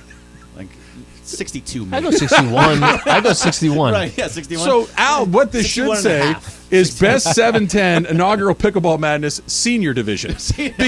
Because I'm 63 years old, I should be included. I should have got we should have gotten some points. By the way, is that not the worst where someone's trying to be nice? Someone's throwing you a compliment. It was nice. I know. And then you walked away from that conversation like, it was about wow. the whole show too. Like, I love the show. You guys are fantastic. Super nice. It was super nice. You're just right an up old man. until He's annoying. 63 years old. Here's a rascal. You know what? No, you know what? Al. So I told Al this story this morning. He's kind of chugging on it. You know what? Al never said to me, Trav, you don't look 63. Like 61. 61. Yeah. It says 61. Yeah, exactly. Easily 61. Emily, do I look 63 years old? No, you don't. Okay. My dad is Kurt's age, and you look younger than my dad. So that's where I would place it. There it is. Emily, tell the truth. Come on. No, he doesn't. Thank you, Emily. Thank you. Not a day over 62. You boys, back when I was telling you about, at pickleball, we did none of this pickleball nonsense back when I was in high school. It was tennis. See? It was only tennis. And You did pick not to have internet. Okay. Well, like You I did said say earlier, AC I am the or- last generation. Gen X is the last generation to have lived a good chunk of their life Without internet free. Yeah. And I didn't hate it. You get the option AC and your heater or internet. You have to pick between the two. AC and heater or the internet. I'm keeping the internet. Yeah. Yeah, Wrong okay. again. Wrong again, boys. Oh no, I can. If you're. Why cold. did I turn into Jimmy You're cold. Cagney? Nah, see. Yeah, I don't know why an old person is like a Jimmy Cagney impersonation from the 30s or 40s. I don't even know when Jimmy Cagney was on the movies. I have no clue. I just know he's basically Chief Wiggum You know from who The would Simpsons. know? That's Kurt what I do. Sandoval. He would know. Okay, put this back in the case. They got to still use it for. Look, we got this couple other nice people. box. You guys deserve that. It's really nice. It is. It's an incredible award. I will take it with great pride, and it's going straight on the shelf. So when I do my pod, you can It's you right can there. see it prominently displayed. Love it. If I ever do the pod again. Enjoy, guys. We'll see. Thanks, Berg. All right, back to the WBC. Trey Turner has been awesome, and we may have a problem here in Los Angeles. That's coming up next. It's Travis Slee, 710 champs on 710 ESPN.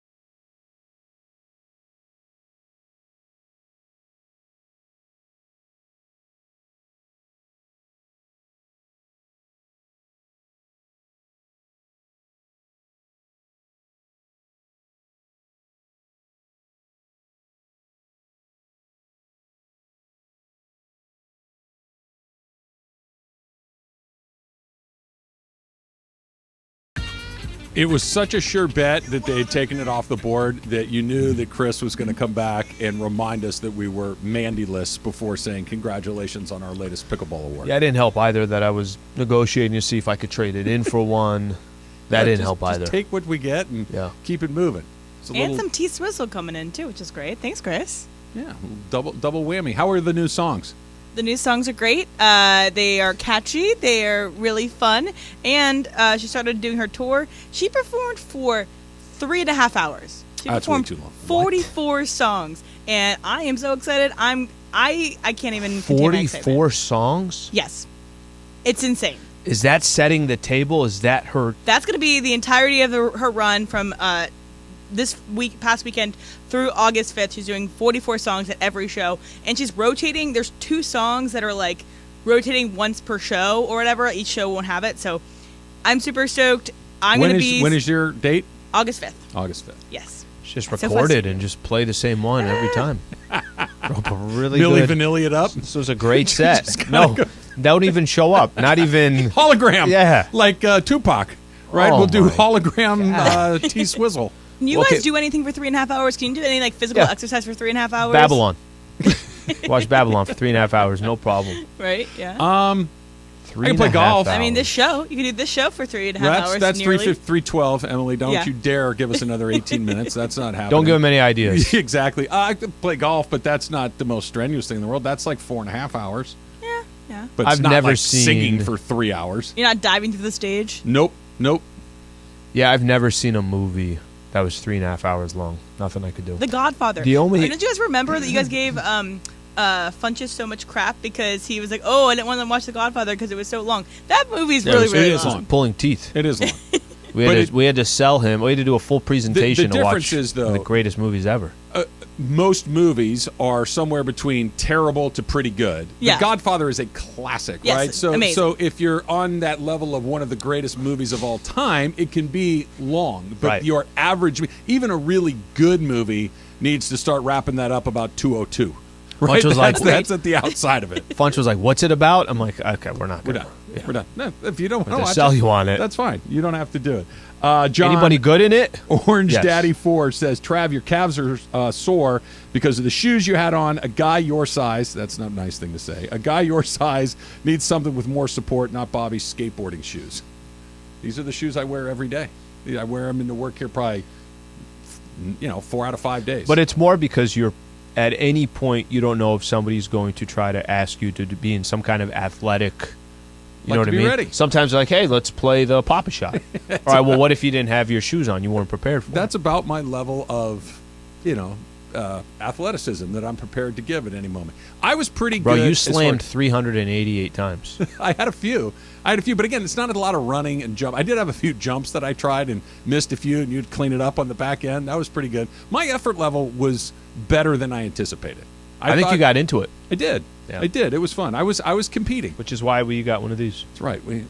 Not only that, we're the only ones to get one of those. Good job, AK guys. was not happy. Proof's in the hardware. AK was cursing in our text thread. You get a trophy or you don't. You and I got one. What else do you want to know?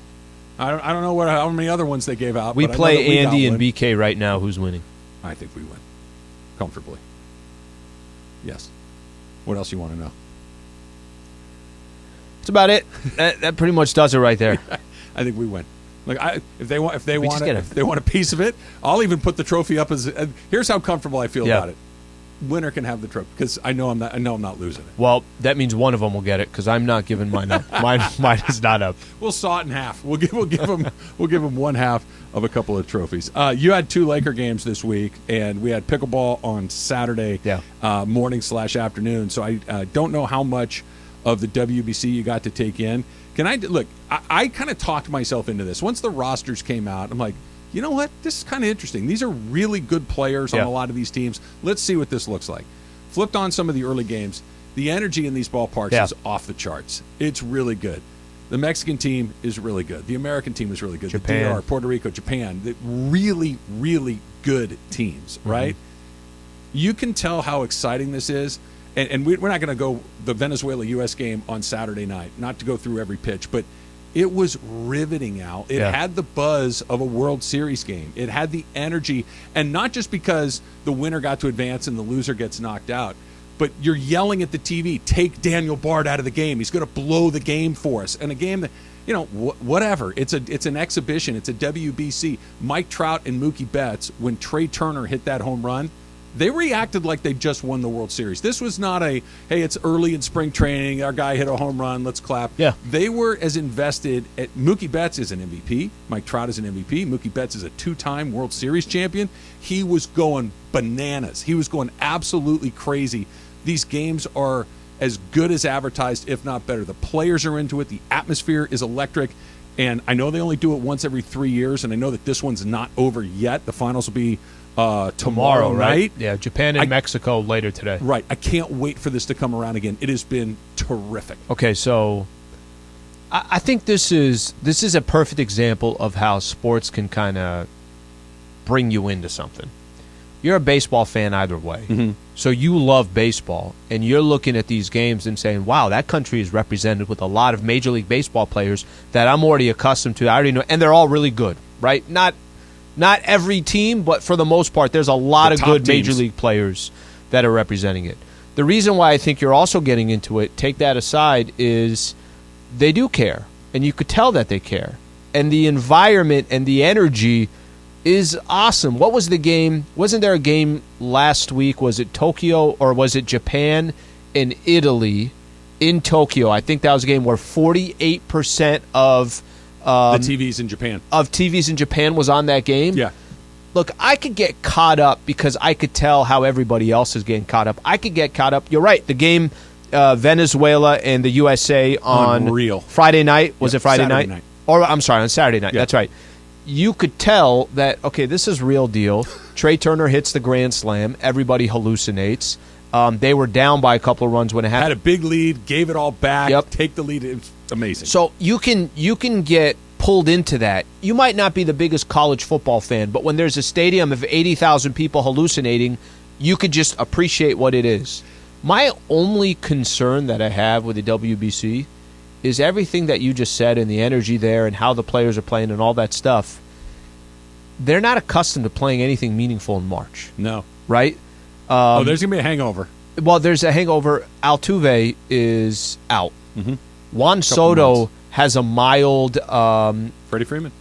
Freddie Freeman. But Juan Soto has like a mild, I think, oblique strain, something along those lines. We'll see. Maybe he's not how long. The only concern that I have is you're right that these games are so big, they are so special, and these guys are getting so caught up in it. They're going 100%. They're going 100%. Yeah. They're not accustomed to that in March. I don't know. Should I be looking at?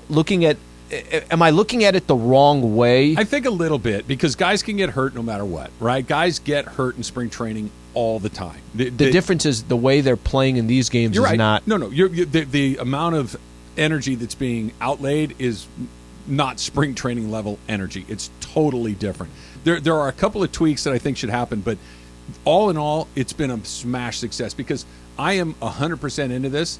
I haven't watched, I don't want to say I haven't watched any of the previous ones. I watched here and there. There's no buzz. We didn't have the right guys in it. We have the right guys in it. That American lineup is ridiculous. Stupid. Trey Turner bats ninth. Okay, Trey Turner was the best player on a team that won 111 games. He bats ninth on this team. Okay, now you could argue he's batting out of position, which, Mark DeRosa, the manager of the team's like, who's the idiot who bats him ninth? He's got 4 home runs. He's the ninth hitter. He's been carrying this team the last couple of nights. It has been so much fun, but there's 2 things that I think you got to kind of tweak a little bit around the edges. Number 1, you got to find a way to get better pitchers into this tournament if you can. The answer may be there's no way to get them ready in time to do this. Yeah. Like other than Ohtani and Alcantara and a couple other guys, the pitching is kind of mid-level. It's okay, but it's not the very best guys, right? Urias is in there too. He's been taken off the roster. He's not going to play tonight or in the finals if they get that far. That's number 1. The other part is Daniel Bard on Saturday night, who pitches for the Rockies, all-star, he's on Team USA. He's a good player. Completely lost his you-know-what. He comes into the game, he walks a guy, I think on 4 pitches, gives up an infield hit, hits Altuve, breaks his thumb, nearly took his head off. That ball missed his face by inches. Then throws a couple of pitches to the backstop, then throws another walk, and you're screaming, take him out of the game. We're gonna and as this is happening, the lead is getting shorter and shorter and shorter, and the game is slipping through your fingers, right? You're yelling, DeRozan, what are you doing? Take him out of the game over and over and over and over and over again. He's trying to make sure that he gets his work in for the Rockies as much as he is trying to make sure that he's managing the game. There's all these variables to try to serve the clubs, and as opposed to the Team USA. At some point, you just got to manage to win these games. That dude clearly didn't have it. He needed to come out of the game, and they didn't do it because they're trying to get him some side work. That's a part of it. The other big thing that jumped out at me watching all this, the Dodgers are going to miss Trey Turner a lot. That goes without saying, but you're not just going from Trey Turner to the next guy. You're going from Trey Turner to like the third next guy. Gavin Lux was the next guy. He's done for the season. You went from Seager to Turner, which was probably an upgrade at worst lateral, right? To Lux. Lux can hit. Lux gets hits. He gets on base. He scores runs. He runs really well. Not a great defender, but he's a really good player. To Miguel Rojas or Chris Taylor, what? I mean, the drop off from what you've had previously for the last 5, 6, 7 years to what you're going to have this year is going to be stark. Yeah, and it's funny when you say that because I'm just seeing in almost I feel like every highlight that you watch at the WBC, Trey Turner's in it, and you just kind of everything you just look at him like the Dodgers don't have him anymore. No, the Dodgers don't have one of the best. One of the best players, and by the way, what he does on the bases, how fast he is. Did you see how pumped up he was? Did you see how pumped up Mookie? And imagine being Mike Trout. I was just going to say Mike Trout. They're going to play in the championship game tomorrow against either Mexico or Japan. Both really good teams. And Japan would be my first choice because of Ohtani, but Mexico's really the Mexico-Puerto Rico game was so good on Friday. It was so good. I watched most of it. Incredibly exciting. You're going to go from playing the most exciting baseball of his entire life to a bad Angels team or an average Angels team or maybe even a slightly better than average Angels team. The letdown, like how could you not go in to the offices in Tempe when they're done and say, hey, listen, I just had something that I almost forgot existed. I'd very much like you to trade me today. I mean, I would be beating the desk every day. He should just start preparing for the next WBC. That'll be his next playoff run. Needs to get on a real team that can put him in that position for real because it's exciting watching him come up to bat with real stakes. Watching him come up to bat against the Texas Rangers in June, 12 games out of first place, nobody gives a damn.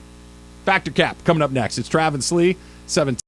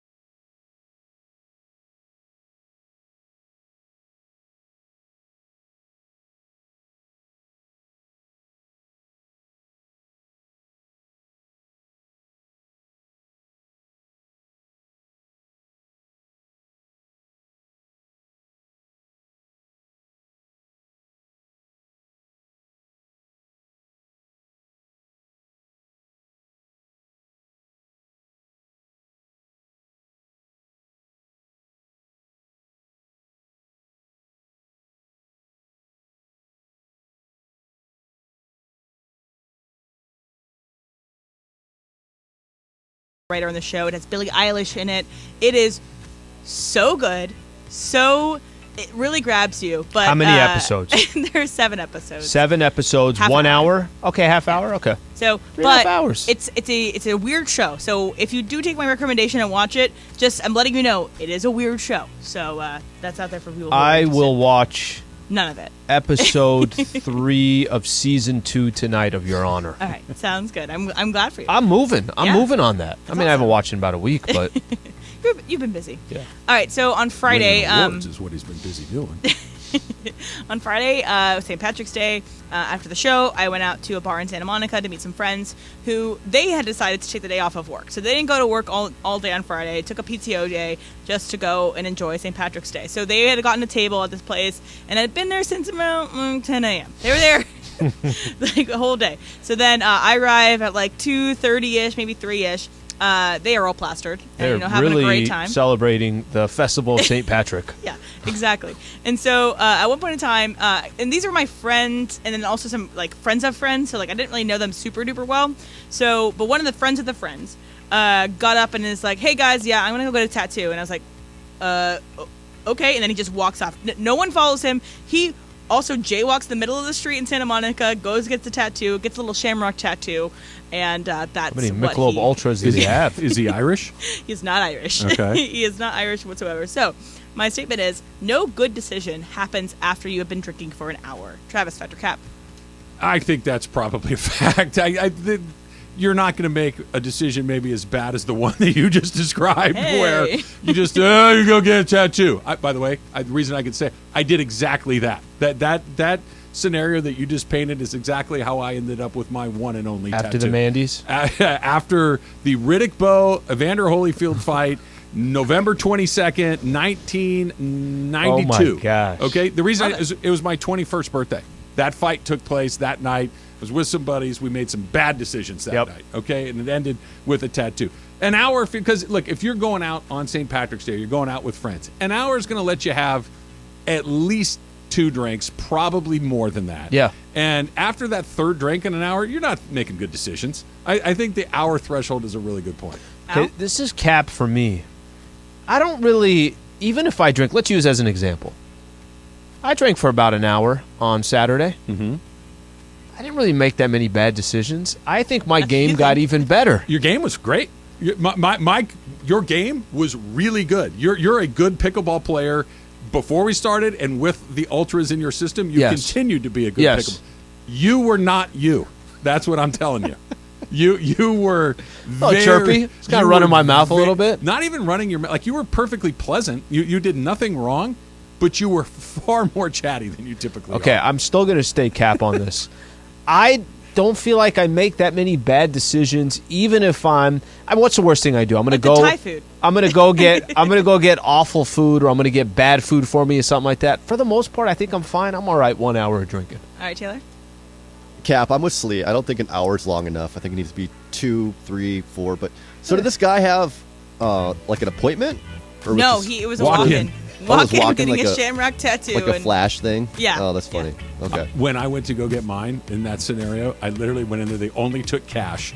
Okay, so this is obviously pre-Venmo. Yeah. A lot of places only take cash, though. So it was cash only. I go in there. I had like $11 in my wallet. And I walked to the ATM, withdrew $40, went back, and still did it. That's how bad of a decision I thought you were going to say something like, what can $11 get me? And there's just like a price point. Couldn't have been what, any worse than what I got. That's for sure. I got a ladybug. Why? Well, it was $11. Awful. All right, so there's a story that came out over the weekend. In Highland Park, there's been a series of, we don't know if it's DoorDash pranks or just someone.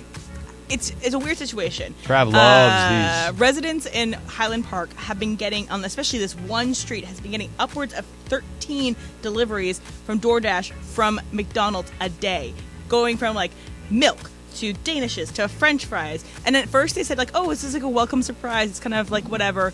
But then it keeps coming, and they had to put up signs saying no deliveries. Again, these are like, it's one residence?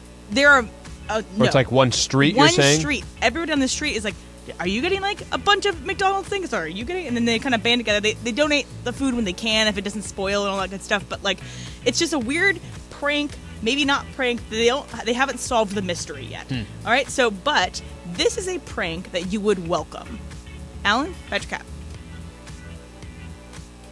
Getting DoorDash from McDonald's to you. So this is why I'm going to say cap on this. I don't want somebody to be bringing me food and I don't really know. I know it's from DoorDash. I know it's McDonald's, but it's not like I'm going to get it. I'm like, man, that's a really good prank. I'm going to take down that quarter pounder right there.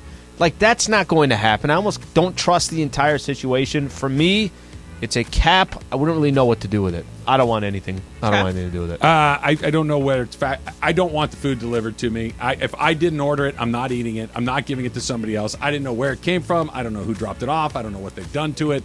Right on down. Yeah, it's kind of the whole shady. Nope. Look. If somebody said that I don't know, hey, you want to eat this? No, I don't. I don't. I need. If I ordered McDonald's it's sealed. from DoorDash, it's from McDonald's. How do you know? It has a seal on it, and it says this. Yeah. Yeah, I'm sure the McDonald's sealed bag from DoorDash is like trying to break in a sealed Fort with a Knox. wrapper. Yeah, come on, man. Is that a piece of tape? Yeah, it's sealed. It's sealed. What could go wrong? No. Some of the orders are just milk and just like 4 glasses of milk. There are just monsters in the world doing monstrous things, and I don't want to participate in that. Hard Taylor? pass. Cap for me too. Yeah, it sounds like, I don't know, like a bad Halloween prank or something like that. Like, you're just asking for trouble. And you can't even give it away because I don't know where it came from. Right. That's if it, one thing. If now you're liable. Right. If I misordered, right? You order McDonald's, you meant to order 2 cheeseburgers, and you get 20. You can give those away to some. Now, I wouldn't eat them, but I'm saying, no. All right. So, Ben Affleck, we're getting interviewed. He has a movie coming out in the next week called Air. It's about Nike, Michael Jordan, Air Jordan, story. So he was in an interview, and they asked him. Golf was brought up because he was having a meeting at a golf course, and he said this: "I look at golf like meth. They have better teeth, but it doesn't seem like people ever come out of that. Once they start golfing, you just don't ever see them again." So, Ben Affleck has a point. Taylor, fetch or cap? Cap. This is a super weird analogy. I don't know where he's going with it. No, I don't. It's just really addicting. It's just really addicting. Yeah, but there's a better way to say that. I feel like I don't know why he brought that up. All right, Trav. Kind of weird. I think he's right on. I think he's spot on. I have played golf most of my life. I got introduced to the game when I was a kid. I was 10 or 11 years old, and I've always played, and I love it. But it's one of those things that when you are late in life, and if you go and you realize that I do like it, like you, I think you play golf occasionally, but you don't love to play golf. You'll play occasionally. So you're not. It's the guy about your age that goes to play for the first, and it's like, hey, I really like this. That guy's gone. That guy's Saturday afternoon. They're trying to find every slot they can. Yeah. Absolutely. And it's, you don't end up losing all your teeth and have the progression of mug shots that we see with the meth problem. But it gets his teeth into you, and that's it. You are a golfer from that point forward, and you're wasting 5-6 hours every Saturday or Sunday. Absolutely. So I say cap because this could have happened to me, especially when I was on the business side. There were plenty of opportunities to play with your clients and, hey, we're going to go golf. And I would do that. But I would do it more for the business side of it. I wouldn't do it because I had to go back out on a Saturday. Or I have some cousins that would say, hey, when you're in San Diego, let's go golfing. It just never captivated me. I know people that it has captivated, but it didn't do it for me. And I don't know why, because it is a fun. Every time, golf's the one game where when you're out there, I say to myself, like, why don't I do this more often? But then I go another couple of months without doing it again, so. Yeah, you can have your drinks. You could load up your cooler with that's your world. You just chat people's ear off for 4 hours. Slee doesn't want to play golf, but he wants to ride in the car as long as we bring a cooler full of ultras. That's the way that we could do it. All right, the Rams they lost another one of their starters, Slee, and I'm more confused than ever exactly what the plan is moving forward. That's coming up next. It's Trav and Slee, 710.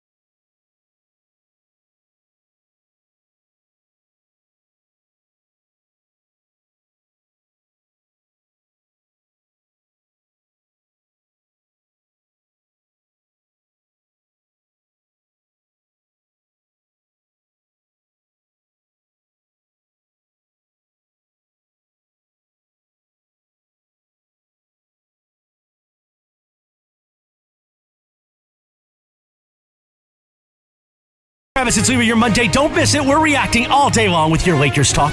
Keep coming back. Don't just check in once, check in multiple times, please. And of course, we're talking about Saturday in the Pickleball Madness tournament. Mason and Ireland at 1 p.m., Shidano and Cap at 4 p.m. Lakers talk with Slee tonight at 7. Don't touch the button, yo. More of Travis and Slee continues right now. So while you guys were playing some pickleball, I was getting congratulated on Fairleigh Dickinson's win on Friday night, because then it not erased, but it lessened the blow of UVA being the only 1 seed to lose to a 16 seed.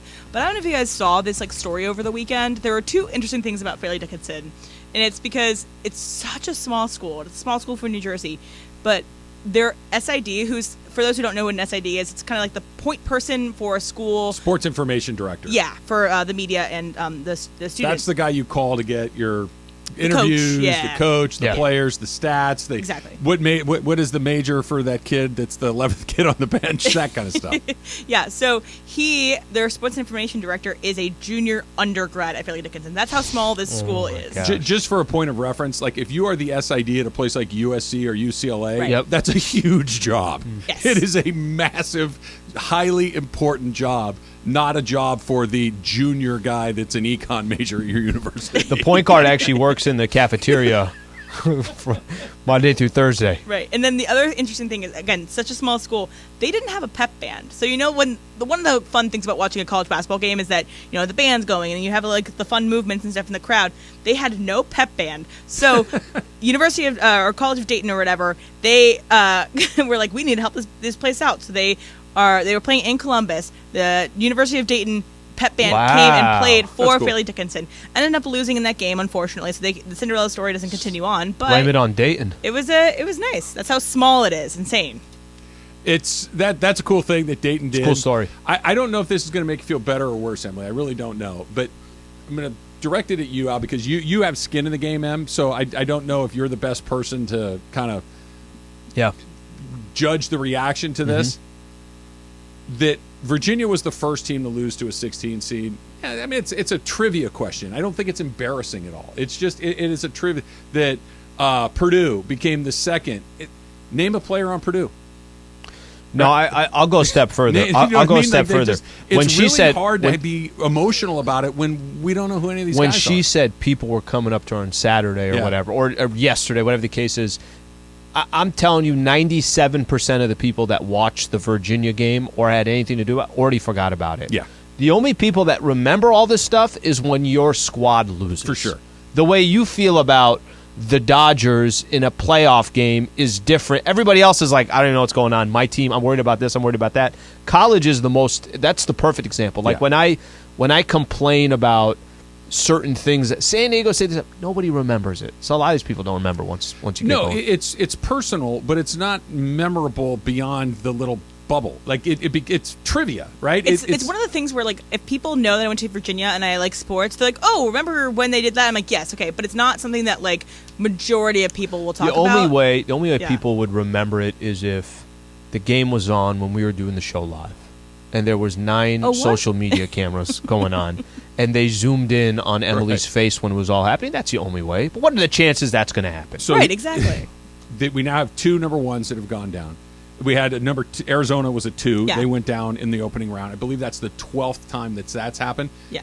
The gap between a 1 and a 2 is pretty small. The gap between a 15 and a 16 is pretty small. The overall play in college basketball, if we're being honest, gets worse year to year. It just it gets a little bit worse every year. Best players go to the NBA. It's going to start happening. I don't want to say it's going to happen a lot because it doesn't happen a lot, but it's going to happen more than 2 times. It had never happened for 50 years, and now it's happened twice in 5 years, whatever the number is. We're going to have a bunch of upsets. Arizona goes down to whoever it is they lost to, or Princeton, right? And it's like, yeah, okay, cool. Because guess what? Nobody knows anybody that's on Arizona. But going forward, it's not like Sean Elliott's there anymore. I agree. It's not like Steve Kerr's there. It's not even like DeAndre Ayton is there, or Gilbert Arenas, or Luke Walton. We watched those guys play. These guys are, and I'm not saying they're not going to be NBA guys. I'm sure they have NBA guys. It's just when the stakes are low like that, it doesn't resonate quite as much. Going forward, though, if you are a betting person, before the tournament starts next year, maybe bet some New Jersey teams because the 3 biggest upsets over the last 2 years have all been from the state of New Jersey. So just a little tip there for the bettors. Little UCLA Gonzaga coming up, huh? Is that the Rematch next of the round? Final Four. Yeah, that's the next round. That's Sweet 16 for them. That's a good game. Yeah, At it least is. it's two programs you recognize. I know a couple of Bruins. Gonzaga's Jaime made Jaquez. 8 straight 16. That's impressive. Sweet 16s. That's insane. impressive. For all the reasons that we just talked about, to not get clipped early like that is pretty impressive. Now, if I'm right or wrong, have they've never cashed one in? They have not. They've gotten to the Final They've got to the Four. finals. That's Yeah. a national championship finals. game. Yeah. Yeah. Yeah. And No. they lost to Baylor. What is it? To win the tournament, you got to win 6 in a row? Is that what it is? You got to win first, second, 16, 18, 4. Yeah, you got to win 6 games to win Yeah. the title. It's okay? tough. That's really hard. I mean, And each one somebody gets has harder to do and it. harder. But that doesn't. But that actually simplifying it like that to say, hey, you just got to win 4 to be in the Final Four. Mm-hmm. That With- almost makes it sounds like But it sounds so much more doable. Every round, you get an opponent that's significantly better Sure. than the one you played before. Yeah. You do, unless you get a really lucky draw and you get a Dickinson or whatever, Fairleigh Dickinson. Eric Dickerson in the second round, and you can knock those or guys get out along Furman. the way. San Diego State did. Yeah. And now all of a sudden, they had it was a comfortable win. Mm-hmm. You get to go against Alabama. Alabama's a little off. San Diego State has a good night. Boom, into the Elite Eight. Now gonna be a anything blowout. can happen. I'm San rooting Diego for you, State's Slee. gonna I'm dominate rooting for them. you. I'm rooting for Hope it works UCLA out. now and San Diego State. I want them both to do well. You're hard to root against, Alan. Thank you, Em. Once SDSU got past Furman, she got over Furman. She's like, all right, that's fine. Now I'll go with State. Yeah, I'll she's go with fine. State. Greg Gaines was another starter on the Rams that Yeah. is now on another team. He's now on the Tampa Bay Buccaneers, added to the list of guys that are gone. Matthew Stafford, they owe him a lot of money. Aaron Donald, they owe him a lot of money. Cooper Kupp, they owe him a lot of money. But beyond those 3 guys, what exactly is this team going to? Jalen Ramsey is gone. I don't know what we're building towards. Like sometimes you can see, all right, we're hitting the button, we're starting over. We're going to rebuild this thing. We're going to start. We're going to carry a bunch of cap space. We're going to get draft picks. We're going to be a young team that's on the rise. Makes perfect sense to me. What the Rams have done the last 3 or 4 years, where basically, hey, we're all in, F them picks, makes perfect sense to me. I can see the roadmap. What are they doing? Are they getting ready for the next generation of players? Then why are Kupp, Donald, and Stafford still here? Are you going for it this year? Then why is Jalen Ramsey and Leonard Floyd and Allen Robinson potentially, why are all those guys gone? We're in neither camp, and I have no idea which direction they're headed. All right, is this I don't have the answer. And by the way, if you're kind of as lost as you're a big Rams fan, you do the pre, you do the post, you're covering the team, and to kind of hear you and a lot of other people who are also in a similar boat where they're following the Rams all the time, and you kind of are, what is this? 1 foot in, 1 foot out. Nobody really kind of understands it. Could part of the strategy be they're not 100% sure what they got to? That they're not 100% sure which route to take? They're not 100% sure that, okay, we can't blow it all up, or if we do, maybe they need more time to blow it all up, but also they got enough guys that you think could just kind of keep them afloat. Is it possible that franchise also doesn't know which strategy to take here moving forward? Because nothing they've done would tell you they're all the way this way or they're all the way that way. I think there's another part of it that you didn't mention, too. The Sean McVay part of it. Like the coming or going of it all. And it's nobody's fault, but Sean McVay being on the fence for a period of time, because I think 2 straight years on the fence. His presence or absence is going to determine what you decide to do, right? That having him back, I think, accelerates the possibility of, hey, we need to continue to try to compete year in and year out, because maybe he doesn't want to go through a rebuild. His absence might have accelerated a rebuild. But now that he's back, and maybe he's signed off on the idea of, listen, we're going to take a year, maybe a little bit more, and try to retool this thing so we can make another. Because the 6-year run they had until last year, about as much as you could ever ask for. They won a Super Bowl. They went to another. They were in the playoffs 5 out of 6 years. Can't really ask for too much more than that. They won 2 or 3 divisions in there. That is a great 6-year run. Yes. So maybe they're like, look, we got to take 2 steps back so we can take 3 steps forward. And maybe he signed up for that. Maybe he's took the time he needed and realized, you know what? I am in this for the long haul. I am in this for another 3, 4, 5 years, as opposed to, yeah, I'll come back for one more. I think that maybe the fact that they didn't know what they were getting from their coach maybe put them in this position where you got 1 foot in one camp, 1 foot in another, and really you're kind of nowhere. Because that's what it feels like. I don't know if they're going to be terrible. I don't know if they're going to be average. The conference sucks, so maybe just being average is good enough to get into the playoffs. It's a weird place. I got to imagine McVay knows that, all right, in order for the Rams to be competitive, they might have another down year. Right? I mean, how if you're Sean McVay, are you walking away from last season saying to yourself, well, we're set up perfectly for this upcoming season?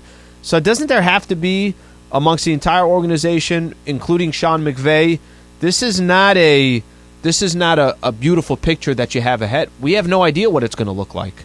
And maybe what you said about the Division II, where the conference. Yeah. The conference is, other than Philly and San Francisco, and maybe not even San Francisco because they got weird quarterback situations. Tom Brady done. Brady's gone. Aaron Rodgers about to join the AFC potentially. Philadelphia is going to be really good. Mm-hmm. Who else can you say in the NFC going in the next season feel really good about? Really good, probably too strong, but you think Dallas is going to be there. You think... Good luck with that, right? And I mean, you're right. They might be the second or third team you're talking about. Nobody in the NFC South is scary. Nobody in the NFC North is scary. San Francisco maybe in the West, but maybe not. Why maybe for them? Because of their quarterback issues? Purdy had his elbow torn off. We still don't know if Trey Lance is good or not. He may stink. He may be awesome. I don't know. Nobody knows anything about him. He hasn't played. But there's a chance he's not good. There's a chance Brock Purdy caught lightning in a bottle.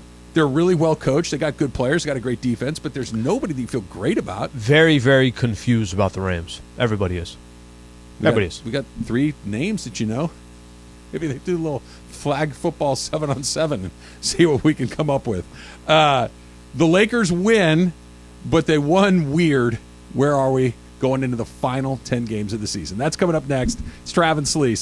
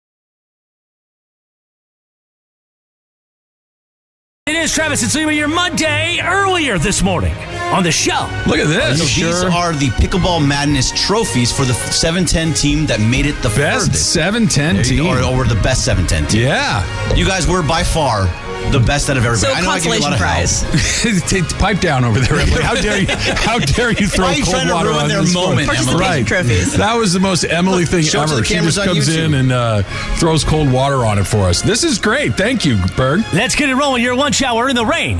Travis and Sliwa on LA's mega sports station 710 ESPN rolls on for a Monday. Have you had that, Slee, where you're very grateful to get something like our Pickleball Award? Yes. And it makes you feel good? Yes. And it's something that was unexpected because I did not even know that there was an award for the best 7-10 team. Didn't know it until they handed us the trophy. I paid for it.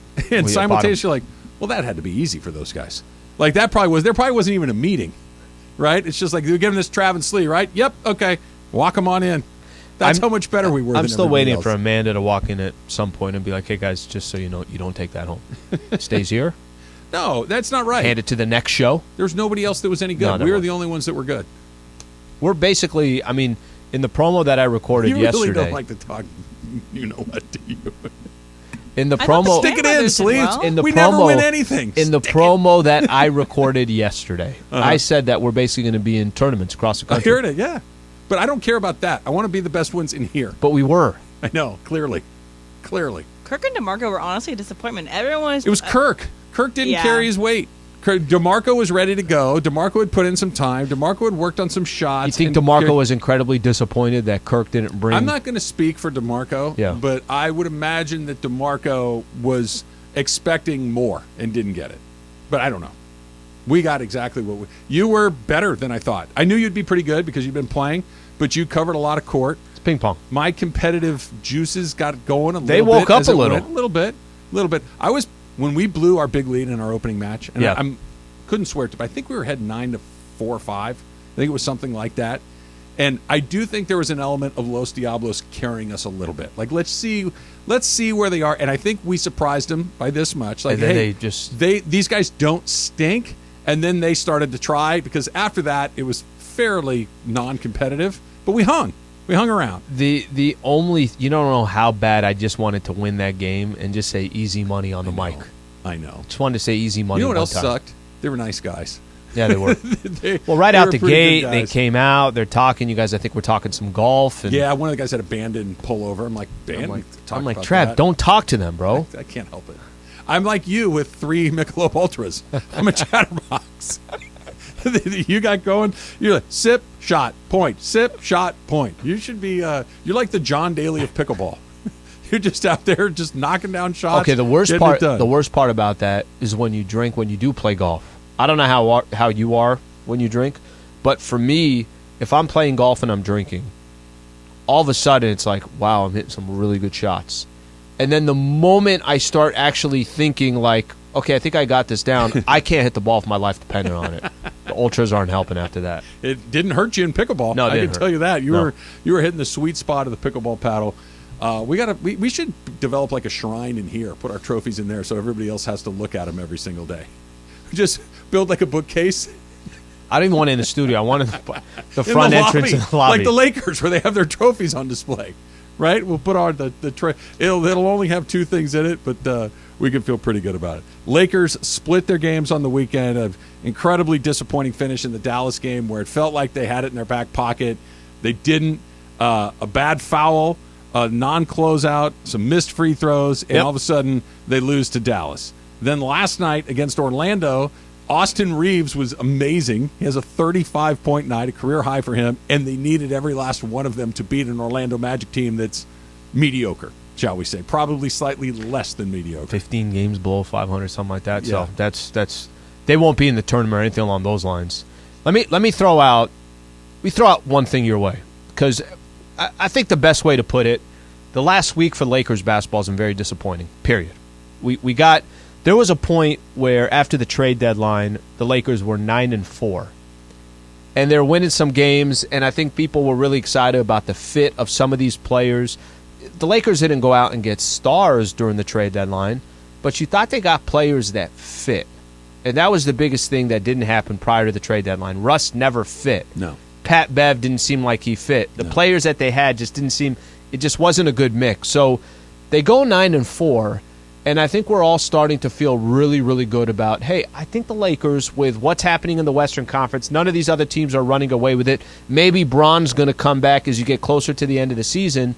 And then the last week, it's whether it's the loss to the Knicks or the second half against the Pelicans or the loss to the Rockets or the mistakes that they made against the Dallas Mavericks and barely beating the Orlando Magic. Mm-hmm.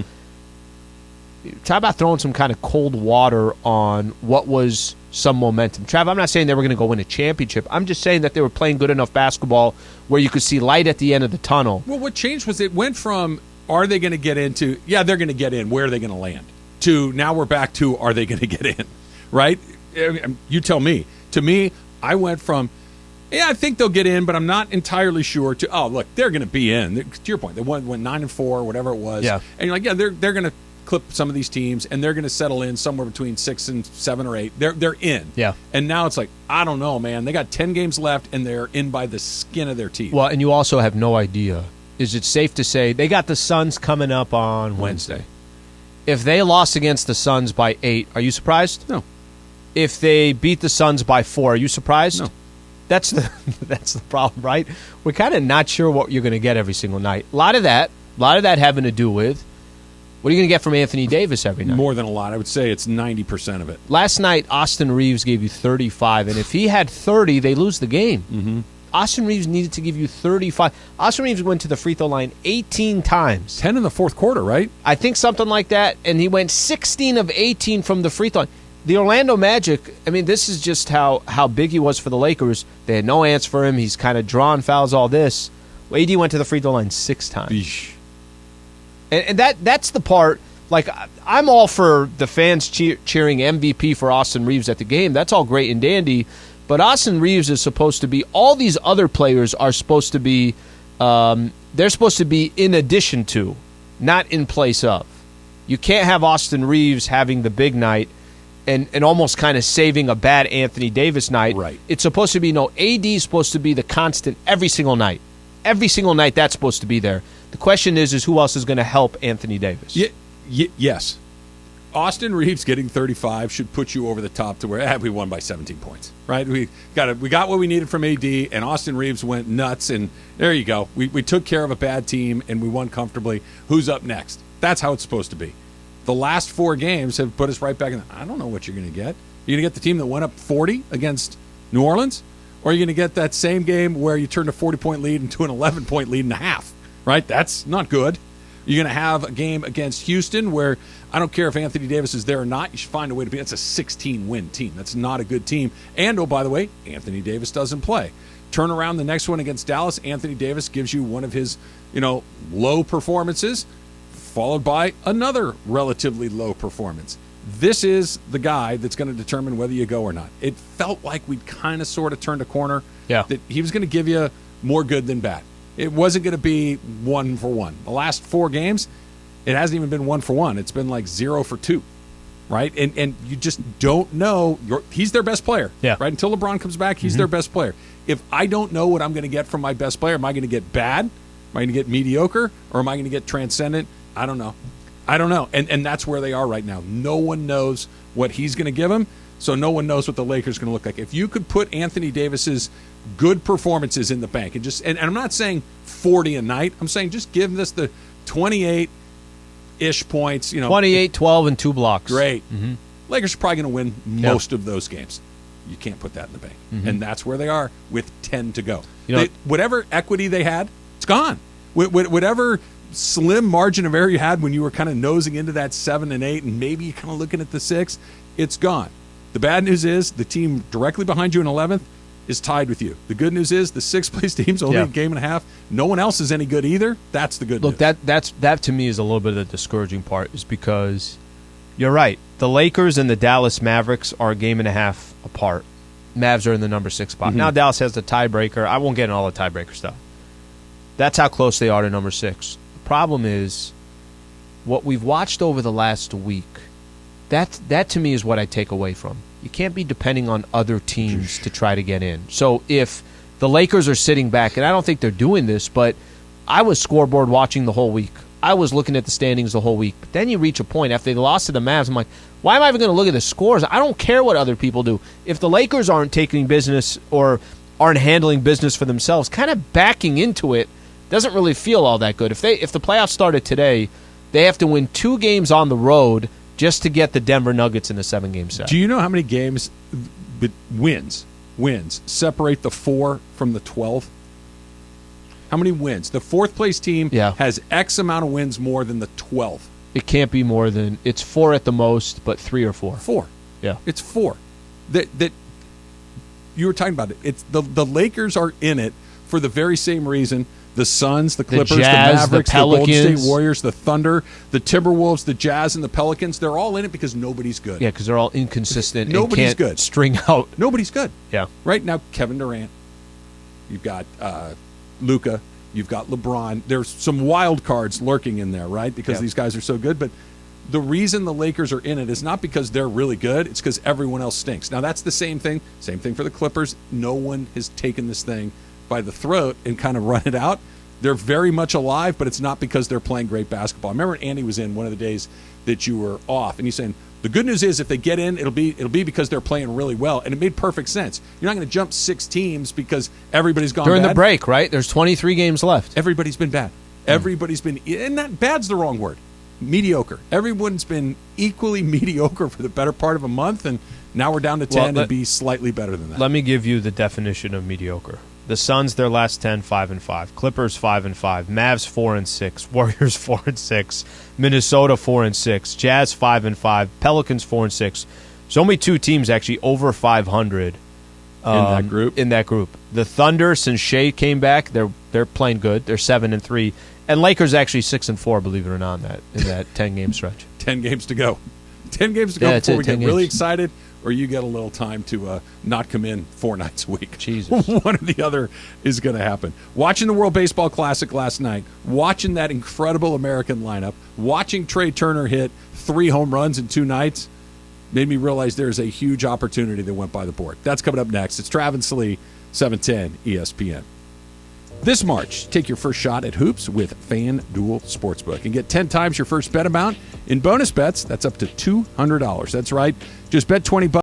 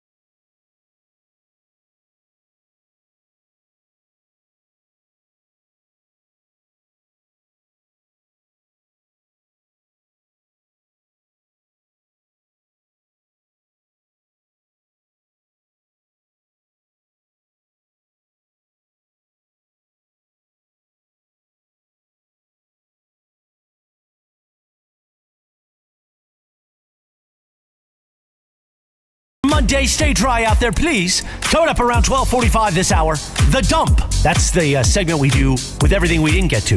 And then at 12:55, Super Crosstalk with Mason in Ireland. That's all ahead later this hour on Travis and Sliwa on 710. All right, I'm going to throw something to you from Friday night. Okay? What happened? Magic's putting in a bid on the Washington Commanders. Really? Yeah, this is according to Sportico. Magic Johnson has joined the bidding for the Washington Commanders as part of a group led by 76ers and Devils co-owner Josh Harris. Okay, I don't know if he's able to do that because of the March Madness tournament. He's in every other commercial. He is in quite a few of them. He's in that Coke commercial. Yep, the Coke one was the latest one that I saw. I'm like, Coke too? Yeah, he's in the Coke commercial. He's in the Capital One, I think. Yep, with that's Samuel with L. Barkley. Jackson. And yeah, he's in that one. He's every one. He's Magic Johnson. Why not? Who doesn't like Magic? I think that's why he's able to bid now. Yeah, I think that's what got him. Money.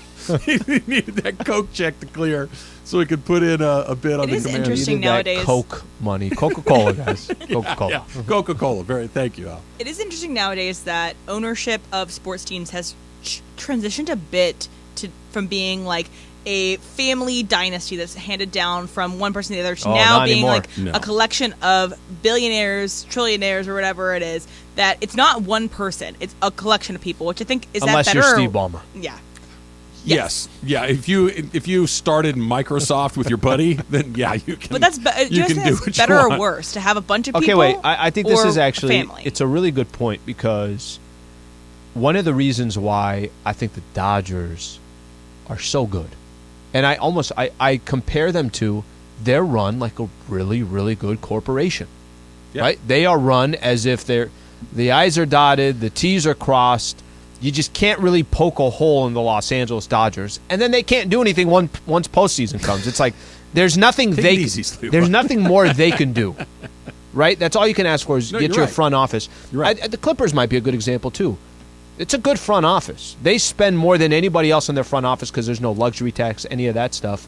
But yeah, the days of that's why I think eventually a guy like Dean Spanos, you can't hang with some of these other corporations or organizations, whatever it is.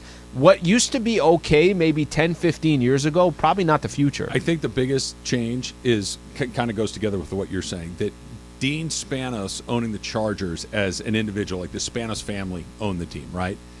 Him being a bit of a non-competitive entity, like I'm not going to build a cool stadium, I'm not going to go buy the best players, that half the league kind of operated like that, if not more, right? We're gonna exercise financial responsibility. We're not going to do it. Well, it changes when all of a sudden you've got the Cronkies and the Ballmers and whether Jeff Bezos gets in or these incredibly giant multi-billionaire type of guys that I'm in on top of good owners. On top like of there's good already owners. Good owners in good markets that are competitive. But all of a sudden Peter Seidler comes in and it's like I'm not here for the Padres to squeeze a living out of this, to turn my $100 million into $150 million. I want to win the World Series. And what's it going to take? I'll take him. Cohen's doing the same thing. The Dodgers, like you said, Al, are kind of an interesting one because they exercise some financial restrictions, but the second they need to spend money, they will. They're not just not doing it. The Artie Moreno's great piece in Sports Illustrated, we'll talk about it tomorrow a little bit, about he spends money. It's not like he won't, but he doesn't just say, bleep it, I'll pay the first threshold, the second threshold, the third threshold. They're not doing that. So I think that's what's changed is you don't have a bunch of families that are looking at each other in those calling, hey, listen, don't go crazy with this guy because if you've been, all right, I'm not going to do it. There's fewer and fewer guys that are looking to make money in this as opposed to make egos in it. So one thing, too, about that, isn't it? So take the Buss family, for example. You know that the Buss family cares as much about the Lakers as every fan out there. And that's one thing is like if this ownership is passed down through families, you know that these owners care. They really are invested in it because it's been in their family for so long, as opposed to a bunch of businessmen who don't have emotional attachments to this team. It's a business-making opportunity, something like Magic Johnson, who's not from but Washington. It's ego, right? Peter Seidler's ego is tied up in this. Steve Cohen's ego is tied up in it. It's not like, Seidler's not a great example because his grandfather was with the O'Malley's, right? So he comes from a baseball fan. I have more money than I could go waste a couple billion on this, and I wouldn't even know it's gone. Like, it's those guys. I want to win the World Series. I grew up as a Mets fan. I want the World Series. Yeah. Give me him, and him. Hey, that's really irresponsible. Don't give a damn. Give me him, and him. That's the ego that gets involved in this. Whereas Spanos and guys like that are like, hey, this, if we do this, are we going to be able to pay for that? It's a totally different. So I'm going to give you an example. On Friday, Michael and I were doing and there was a story out that the Warriors and the Lakers combined to pay more than $88 million in revenue-sharing receipts to smaller market teams for the amount of money they spent last year. Mm-hmm. So if you know how the NBA works, I'm not explaining it to you, just in general. If you go over that luxury tax versus teams that don't go over the luxury tax, whatever total in revenue, which I think this year was $163 million, is then distributed to all the teams that didn't go over. Right. So baseball does it the same way. And the reason why I explained it that way, you can kind of look, okay, there's certain teams, the Pacers probably will never go over. There's certain teams out there that will never go over, right? You know who was they were waiting for their check in the Clippers. mail? No, the Padres. The Padres are one of those teams like, hey, good, the Dodgers went over, the Yankees are over, the Red Sox, okay, so we're going to get another, I'm making up numbers here. We get $20 million from the excess pool. Their tax penalty comes our way. Now the Padres are paying like $100 million in tax into the pool. That's how, and one guy changed it. Literally, one guy's like, you know what? I want to win the World Series. Him, and him. You owe us $150 million tax? Don't care. Give them to these guys. That's how it's changed. Do you remember?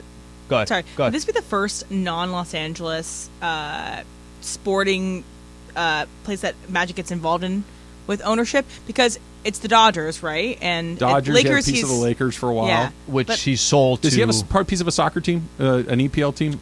I don't know an EPL team. I know LAFC. He's a part of that. I don't know what it is with the got English. A piece of Liverpool Arsenal or one of those. It's the Fenway Group that does that. But that's why I think it's interesting that Magic is getting involved in the Commanders, not just because it's like the NFL. It's getting the door in there, and anywhere matters more than any other sport. Let me just read this again in case you're wondering why we're talking about this. Magic Johnson, this is according to Sportico on Twitter. Magic Johnson has joined the bidding for the Washington Commanders as part of a group led by 76ers and Devils co-owner Josh Harris. So Josh Harris owns the Devils. He owns the Philadelphia 76ers, and he wants a football team. What are you waiting? Get a baseball team while you're at it. You're at the store. You're buying things. Just pick up a baseball team while you're there as well. What were we reading? That Michael Jordan's he's looking to sell his stake in the NBA or with the Charlotte Hornets. That's interesting. It's fascinating. You started to say something before the Magic. So Friday night, Lakers were taking on the Mavs. Okay. You know, we were having this conversation earlier in the week, and then it got to Friday, so we didn't have a show, obviously, Saturday, so it wasn't a conversation. Kind of lost its way the last couple of days. So we've had the conversation, what do you think the Lakers would do? And a lot of it's going to be predicated on how the rest of this season plays out. Maybe it has nothing to do with that. The Lakers have gone out and have gone, you can call it, when they went out to go get Russell Westbrook, it was less about building a team. It was more about, let's put these three stars together, and then let's figure it out from there. So Friday night comes, and Kyrie Irving comes to Los Angeles. He's now representing the Dallas Mavericks. Kyrie was unstoppable. I think he had 13 in the fourth, 38 points total, looked fantastic. They didn't have an answer. Only Lakers could do was just throw a double team at him and hope he was going to make the pass. He did that. Maxi Kleber won the game. He had a three. But I remember that part. You know how we've had this conversation. We went back and forth before the trade deadline. Before the trade deadline, when Kyrie Irving requested the trade, 80% of Laker fans were like, "Go get Kyrie. Sounds good." Okay. Sure. I think that's low, by the way, Slee. Whatever number that was. 95. Okay, 95%. It was pretty high. Okay. Then he goes to the Dallas Mavericks and they can't play defense. They're struggling a little bit. But the Lakers, more importantly, whatever is happening with Dallas, you felt like you got D'Angelo Russell, you had Jared Vanderbilt, you had Malik Beasley. They built a team. Yep. And Lakers were playing good basketball. Now the dust is kind of starting to settle a little bit. D'Angelo Russell, he's not a role player, but he's not a superstar. Period. There's just no other way. He's going to get paid $25 a year or whatever he gets. He's between those two things. But he's not. That's what he is. You got a glimpse of Kyrie Irving for a second on Friday, and it was, this dude can't miss once he gets going, 38 points. You got kind of a chance to see it. And the only reason I bring it up because Friday post-game show, it was coming up, and it will continue to be there. Wait a minute. If you got a chance to get Kyrie this upcoming summer, do you go for that or do you go out and build a team? I just thought it was a fascinating couple of days that presented itself. Well, it was very on display. Yeah. Right? It's right there in front of you. And I think you can have an opinion and I can have an opinion. I don't want to get into the Kyrie Irving business, anything beyond short term. That the trade, sure, because you're out of it at the end of the year and then you can make a different decision. I don't want to be in the Kyrie business long term, but it doesn't matter what I think. It doesn't matter what you think. Quite frankly, I don't think it matters what Rob Pelinka thinks. I think it matters what LeBron thinks. If LeBron wants that, I think the Lakers will try to make that happen. Now, whether they can or not, who knows? Whether they can make his deal or not, who knows? But if the Lakers season ends the way it's likely to end, which is early, right? Either you get in or you don't, or you get into a series or you don't. But the odds of the Lakers making a deep run are pretty long odds. Mm-hmm. If it ends early and LeBron says, I like what we have right now, let's run it back, then that's what's going to happen. If he says, get me Kyrie Irving, I want to do that again, I think that's likely what happens. I think it's LeBron's decision, much more than what Al thinks, Travis thinks, Rob Pelinka, Gene. I think that LeBron James's needs will come first. Bron has 2 years left after this year, and the final year is a player option.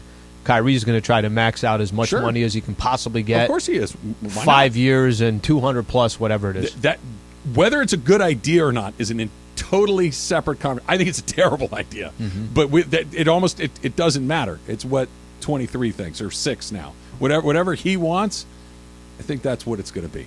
All right, back to the WBC for a second because I'm watching that game last night. As much fun as it was, as exciting as Saturday night was against Venezuela, I couldn't help but think, damn, that's coming up next. It's Travis Slee, 17.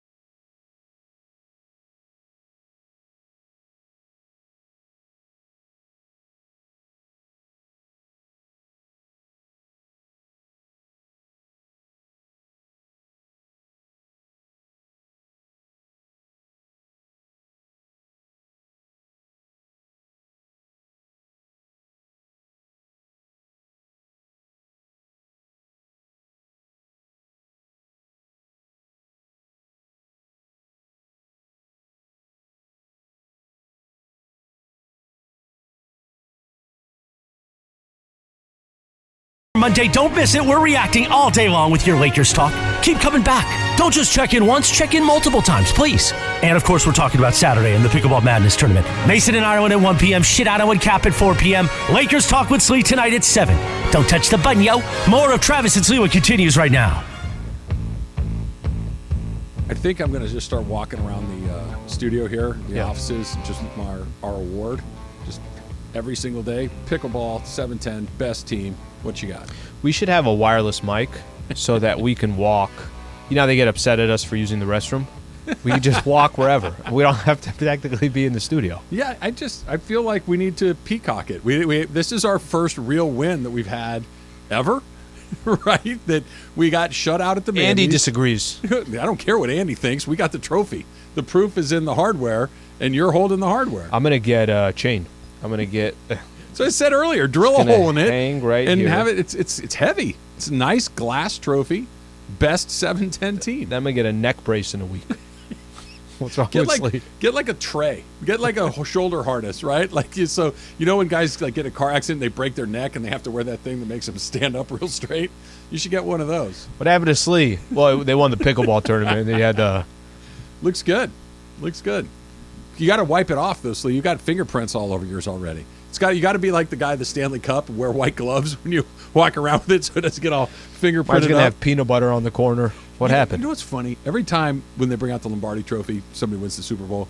It's a beautiful trophy, right? I think Tiffany made the trophy. It's just the iconic, the Lombardi Trophy, the ball standing on top of that pedestal. After it's been handled by like 1.5 people, it's just covered in fingerprints. They need some sort of finish. They're all that kissing doesn't it. Oh my gosh! Fingerprint that thing up. Like I need a cleaner. It bothers me aesthetically. I want that thing cleaned. Like your trophy right now has fingerprints on it. I want to reach over there and just wipe it off. How's yours right now? I put it right back in the box. Away. Put it right back. Look. Thought you were peacocking it. Well, once people come in here, we got one. They're the same, so we'll be able to kind of peacock it a little bit like that. So Trey Turner has hit 4 home runs. Mm-hmm. He hit the grand slam on Saturday night against Venezuela to break that game open. Ultimately, the game winner. He hit 2 more last night, including one that kind of really started to open that game up against Cuba. They demolished Cuba last night. It wasn't of all the games that I've seen so far. Was that 13-2 or something? 14-2. 14-2. That was the game that was the least exciting, simply because they were just outgunned. They just clobbered them. It wasn't great. But I got to be honest. So listen to John Smoltz call the game, and he's terrific. Joe Davis was on the call last night. Kenny Albert was on some of the ones earlier, and they're talking about this American lineup, which is just remarkable. Here's what the Americans threw at the Cubans last night, and just 1 through 9. Betts, Trout, Goldschmidt, Arenado, Schwarber, Will Smith, Pete Alonso, Tim Anderson, Trey Turner. Jeez. Okay, all-stars, MVPs all over the place.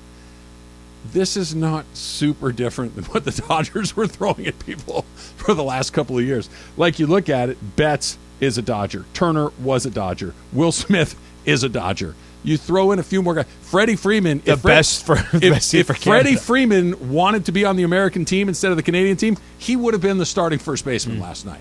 This is the lineup. The Cody Bellinger, who I understand has struggled for the last couple of years, is another former, not just an all-star, he's an MVP. Max Muncy is a multiple-time all-star along the way. The Americans are doing what you're supposed to do. You're supposed to clobber people 14-2, hit a grand slam in a big moment to break open a very tight game. This is what you're supposed to do. I'm watching this, loving every minute of it, loving the atmosphere, loving the flags and the drums. It's super, super fun. Yeah.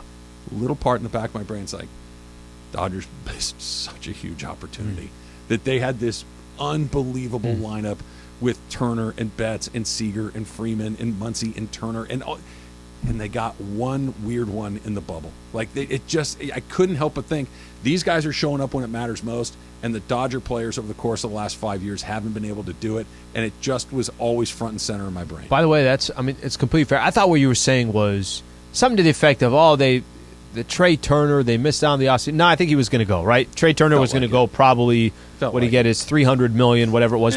It's a funny thing. I don't even know from a money perspective, not to make it sound like that's not a lot of money, just sound like he wanted to be out on the East Coast. That's where he wanted to be. That's where he's from. So that's where I thought the angle that you were taking there. But I think what you're saying here about you only get so many opportunities.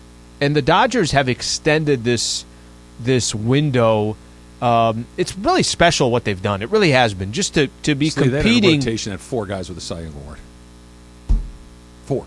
To be competing every single year the way they are. And like you said, to have so many disappointing seasons year in and year out. And even the last one with Trey Turner on that team, you win 111 games and 4 games in, it's over. That part of it is, I don't know what this season's going to be, but no one's expecting them to go back and win 100 games or anything along those lines. That's just most likely not going to be in the cards. This lineup they had last night, it feels like a lineup supposed to score 14 runs, right? You got Betts, Trout, Goldschmidt, Arenado, Schwarber, Smith, Alonso, Anderson, Turner. 14 runs sounds about right. They scored 9 the game before against. Yes, that's how it's supposed to be. But these guys are dispersed amongst 100%. X amount of teams. And you, by the way, you look around some of these other teams. There are Dodgers on Julio. the Mexico team. They've got 2 Dodgers. Austin Barnes is on that team too. There were Dodgers on the Puerto Rican team. Kike Hernandez is another player that was on there for a long.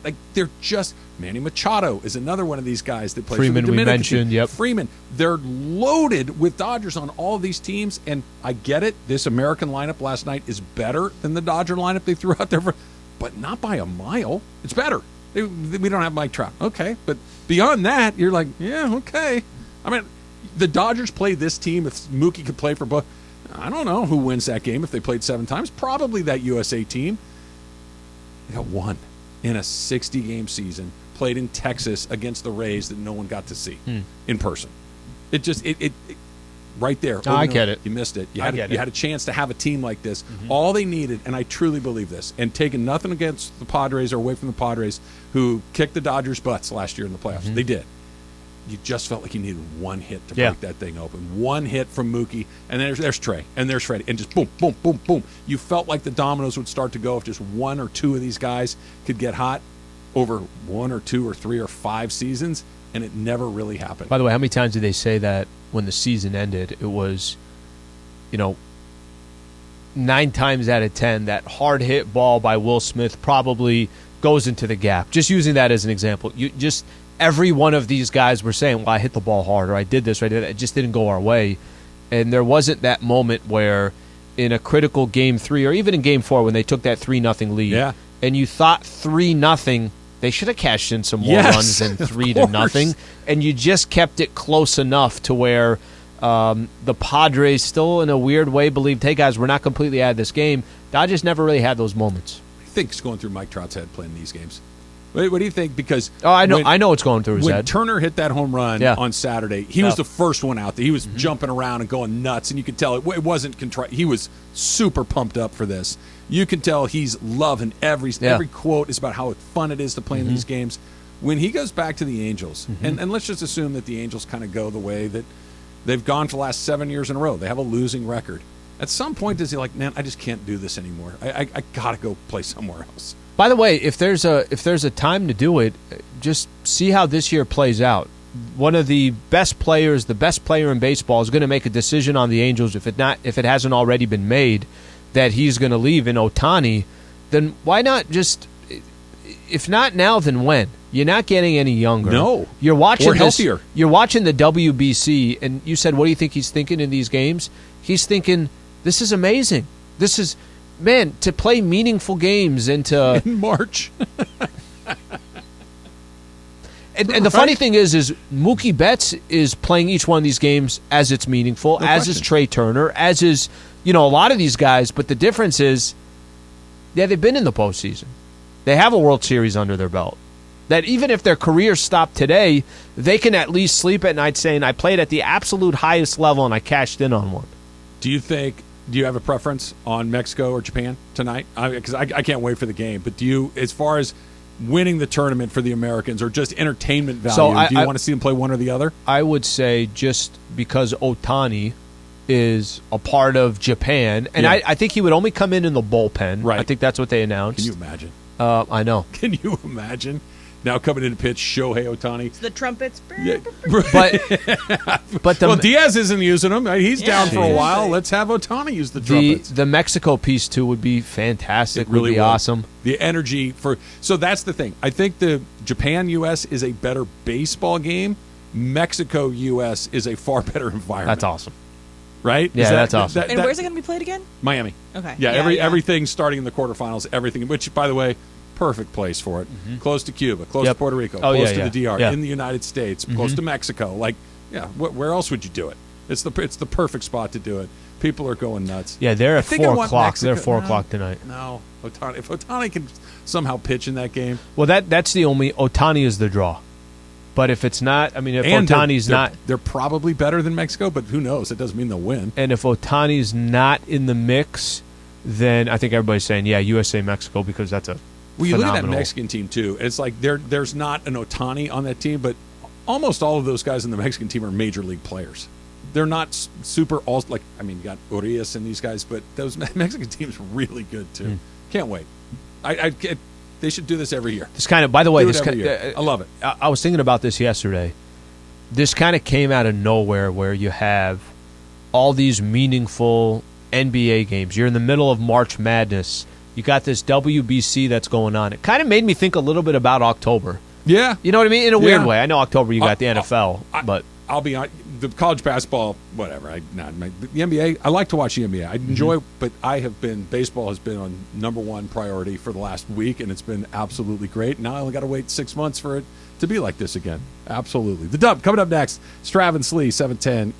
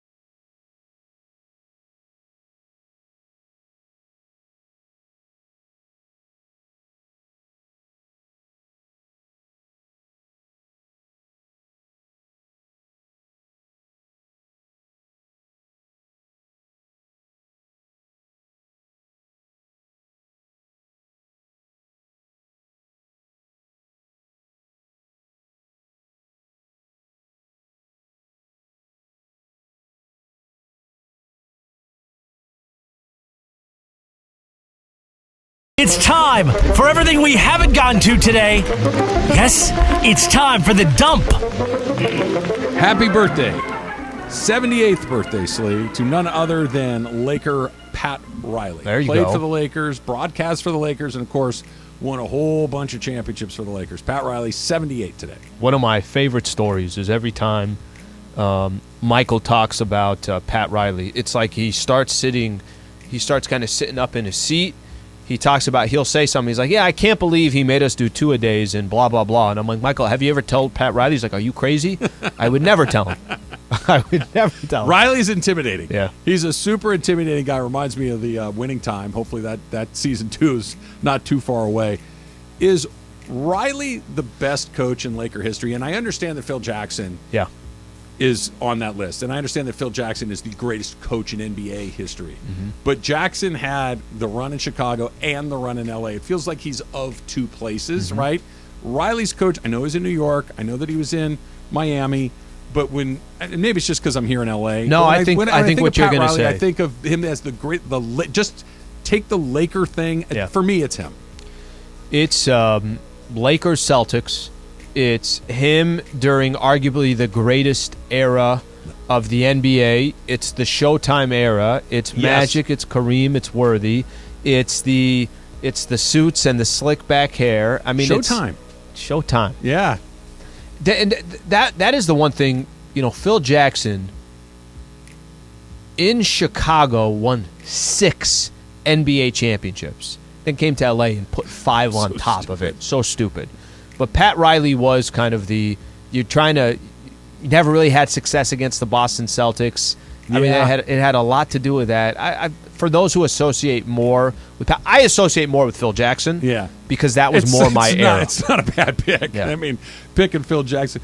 Riley's on that list, too. We talk about the two guys that jump to mind first and foremost with guys that had a playing career or a career in one lane and then transitioned into a second lane where they were both incredibly high level. Jerry West is at the top of the list, right? Because Hall of Fame player, Hall of Fame executive. Maybe the best basketball executive ever. It's not ridiculous. Ozzie Newsome is another one. Hall of Fame tight end with the Cleveland Browns and was maybe the best executive of his era in the NFL with the Baltimore Ravens. He's another one that is, if he's not equal to Jerry, he's 1 millimeter behind him. Riley's not on that level, but Riley's career as a coach and then Riley's career as team president in Miami, pretty damn impressive. You're 100%. It's actually probably undervalued what he's done as a president, as always. Miami's always competitive. We forget the championship Lakers won in 2020 against the Heat. They're never we're bad. back in the finals. And they're almost never bad. Like, they never bottom out. That's really hard to do in the NBA. All right, so speaking of what we talked about last segment with the World Baseball Classic, whether or not we want to see Japan or Mexico, so Bob Nightingale just tweeted this out. He said, he's quoting an interview with the manager for Japan. He says, "Is there any chance Shohei Ohtani would pitch in relief versus USA on Tuesday if they were played in the finals?" The manager says, "Well, it's not a 0, but considers it an extreme long shot. Darvish is the scheduled starter." So that's kind of the update we have for Ohtani. That's awesome. I mean, put it to you this way. The second you hear it's a non-zero, it means he's probably going to pitch. I'm sure the Angels are probably like, oh, please, my goodness, please, please, please, please, please stay healthy. But what you didn't hear is there is no chance Shohei Ohtani will pitch. Look, the game could be lopsided, right? Either way. Japan could smoke the U.S., the U.S. could smoke Japan, and it could be like we're not going to put him in a game. It's 10-2. Sure, that's not going to happen. Yeah. Darvish isn't a bad starter either. So. Darvish is a great starter, but okay, it's 4-3. It's the 8th inning. Let's say the U.S. is up to bat. They got the lead. 48% of the households. You got to bring him in to shut it down, right? Let's say you got the lead. Let's say Japan is leading. You got to bring him in. Winning the World Baseball Classic in Japan would be a very big deal. If it's close, he'll pitch. Do you think the Angels are saying, Trout, get this all out of your system. We hope you enjoyed it. Come back here, hang out. The season's about to start. Cross your fingers that everybody comes home with one piece. I know. Because you said it earlier, these games are played with a level of intensity that are atypical at this point in the calendar. It's March. You do not play October level intensity baseball. Imagine March. Football players playing their hardest in August. Imagine NBA players just sweating and diving all over the place in October. Just not how it usually goes. Tiger King came out on this day in 2020. That seems like 100 years ago. Does seem like the that. Tiger King was something that was a regular part of our lives. Okay, did that catch you? Like, were you watching everything? You know how they do some of these post shows too, and people were signing up and doing live streams and everything else? So when it came out, right, when everybody watched it, I watched Tiger King like everybody else. But the second we'd gone past that, and then they tried to bring it back with like the Joel McHale did like a one-off extra hour kind of thing, I could not have had any less interest. That came and went fast. Then John, I would go back. Tiger King? Then I'd go back and wonder why I was even watching it. And I would like to steal a line from Dodgers president Stan Kasten. Those are 10 hours of my life I'll never get back. He's not lying. And by the way, what happened to there was going to be movies like Kate McKinnon was going to play. They did come out. They actually did come out. They were on Peacock, and they already came and went. Yep, no one watched. Oh, I didn't go. So yeah, it was on Peacock. There's the answer to that. Yeah, like I always thought Tiger King was a byproduct of the pandemic. We had nothing better to do, so we all watched Tiger. Mason couldn't get enough of it. Oh, I'm not going to lie. I was into it in the moment because there was nothing else really to kind of wrap your head around. We were staring that at and the The TV. Last Dance. But that was those two things were beneficiaries of the pandemic. The Last Dance was what, a good month or two after Lion King, It was in Tiger June. King. It was in June. Yeah, and Tiger It came King, out earlier. I remember Last Dance came out earlier than they were originally planning to. But no, I'm talking like Tiger King. When did we get locked down? Was it in March? It was in March. Yeah, mid-March. of 2019, Right. right? So 2020. Okay. So we all were Tiger Kinging it up towards the end of March, early April. Jordan's thing didn't come out till June. Yeah, it was June. So July, we had something like 3 that. months before we'd kind of figured out some sort of other alternative entertainment. There was nothing. We were Tiger watching King The at that Last point. Dance as if each episode was a playoff game. And, I mean, literally, we were watching it as if Felt it like was it. a series. My favorite meme from Tiger King, though, is the "I'm never going to financially recover from this," and then he, because it's right after the girl's arm got bitten off, Oh, yeah, that and then was he tough. was like, "Oh yeah, I'm never going to financially recover from this." That's an all-star meme. I want to go back to this real quick for you, John. Today is Pat Riley's 78th birthday. Okay. We were kind of talking about Phil Jackson is the answer because he's got 11 championships and all. But when you just think of the first Laker coach that you associate with your Laker memories, is it Riley or is it Jackson? It's actually Bill Sharman because Really? Sharman was the coach of the team that won 33 games in a row. And I was a little kid. I was like 10 years old when that happened. And I every night we'd be watching the Lakers just wondering when they were going to lose. And they just never did. They went months without losing. And then Milwaukee finally got them. So to me it's Sharman and then Riley and Phil are almost like a coin flip. You know, they're both great. They both won multiple titles. Riley has gone on to take two other teams to the finals. So, I mean, they're 1A and 1, you know. Another Laker legend had a day today. The Lakers retired Kareem's 33 on this day in 1990. What took them so long? You know, Well, he'd been out of the league for, 5 minutes when they Right. decided to hang that thing yeah, up? they easily could have Done it the night he was done. They could have done it in 1984. right. Just put him out. That's one of those things. Like, there's no reason not to put Patrick Mahomes in the Hall of Fame, right? He's going to the Hall of Fame. Why not put him in now? Well, Michael makes this point that if you're a surefire Hall of Famer, why wait? Yeah. You know, why? There isn't a good Yeah, that's argument true. for it. I- You know, I'm with you on that. I'm glad they retired Kobe's numbers while he was alive, or else if they would have followed that stupid rule, he would have missed it. Well, you think about, like, Tom Brady had been a Hall of Famer for 12 years by the time he finally retired, right? By the time he'd put 2 or 3 in the books, we're done. He's going to the Hall of Fame. Played another 12 years. This a step further, this same concept. Why do we wait until people die to celebrate their lives? Yes. In other I words, brought this up, the pre-funeral. right. Yeah. I would like to be around when everybody is saying all these nice too. things What about age? me. It's like that When do you do episode it? of Curb Your Enthusiasm. Right, where Larry Well, who was having the pre?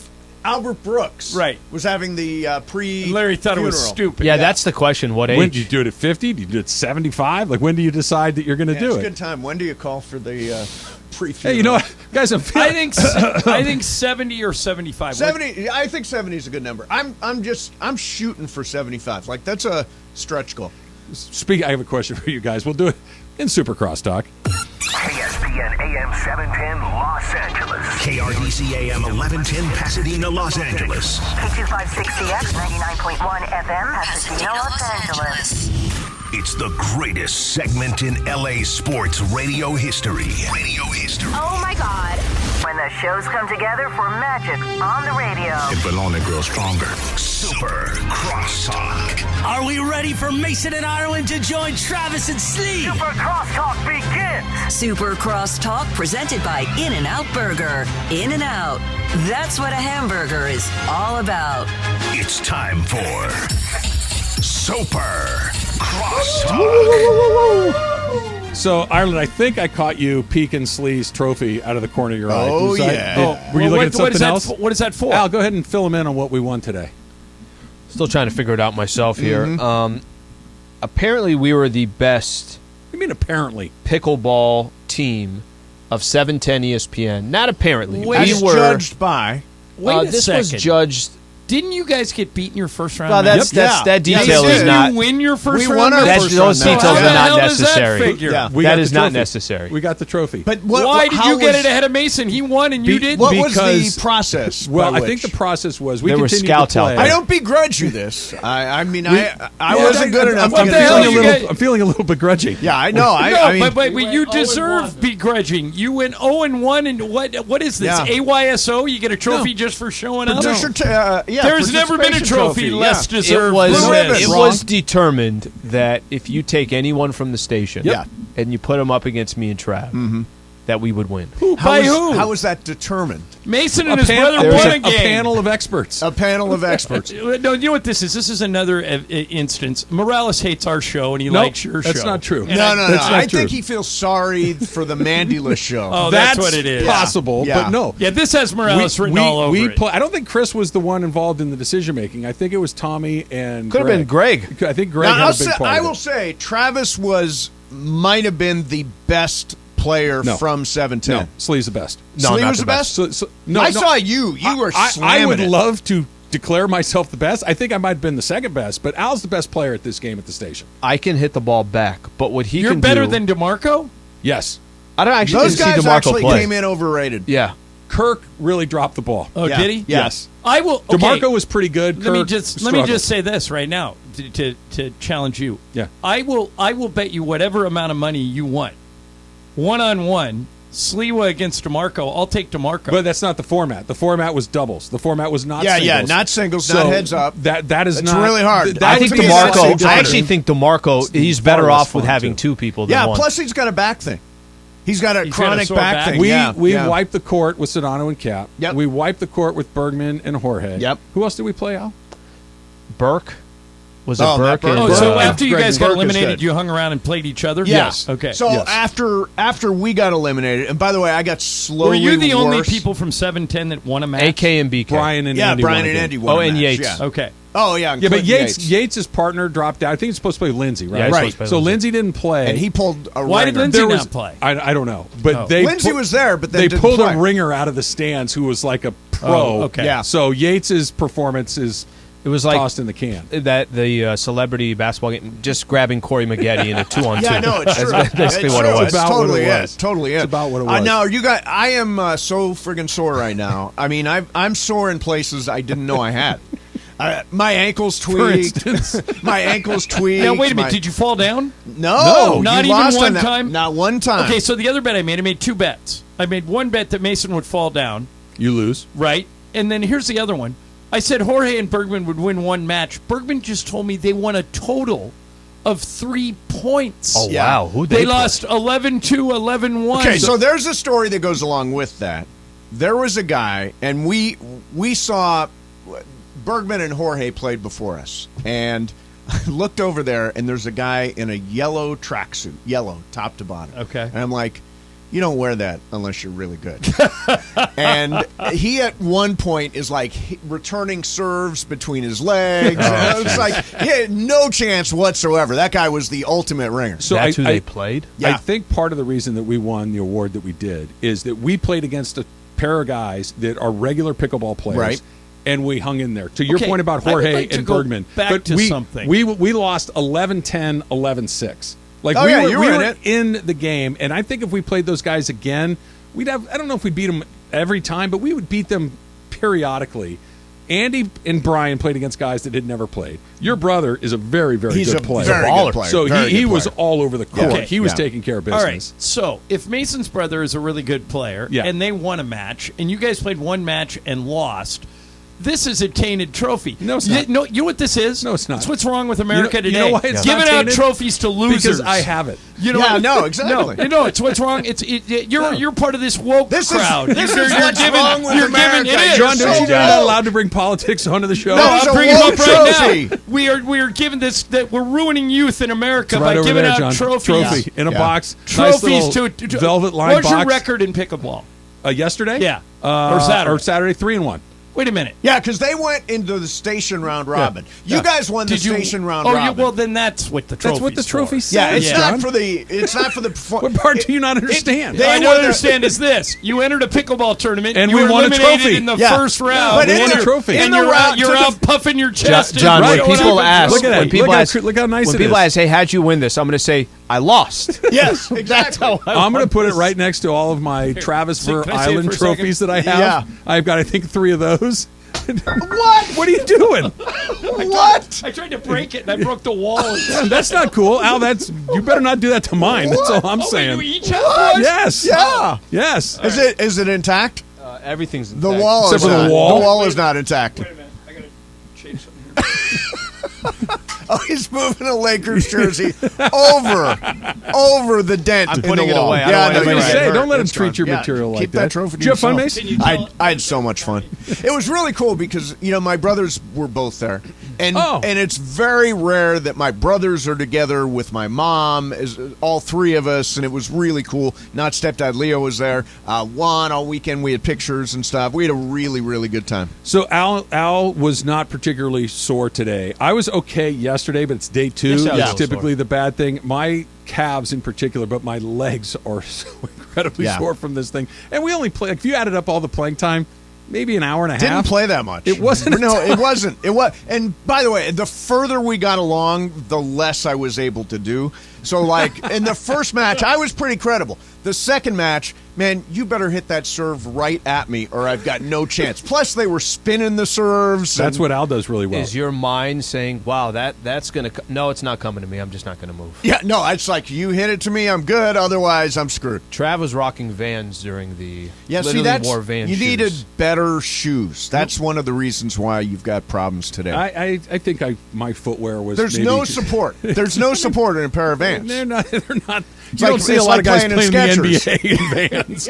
I understand that, but I'm okay with the decision. I made. Overall, that was a fun event. It was a great event. Met a lot of listeners. Shout out to, let's see, Swanee. Did you meet Swanson? He was there. I don't think I met him. Candy, listens every single day. Nick Silverman. I met him. All these Ian, guys. Chuck, Rachel, there were people that literally listened to the station all day long. Ted, So. Mary, Big E. Sam, Bryce, You're just Cooper, naming Colton, when somebody from the OC showed up. Tyler, Scotty, Ron. Austin. How did they do? Speaking of which, how did Ron and Walsh do? They won the first round. Yeah, Did they won were their good. first match. Did they get an easy draw, or did they beat a real team? No, I think they beat a decent team, but they're good. Yeah, Ron Mitchell and they were good. our former sales manager, Richard Walsh, who Yeah. now lives in Palm Desert and apparently plays pickleball every day and golfs every day.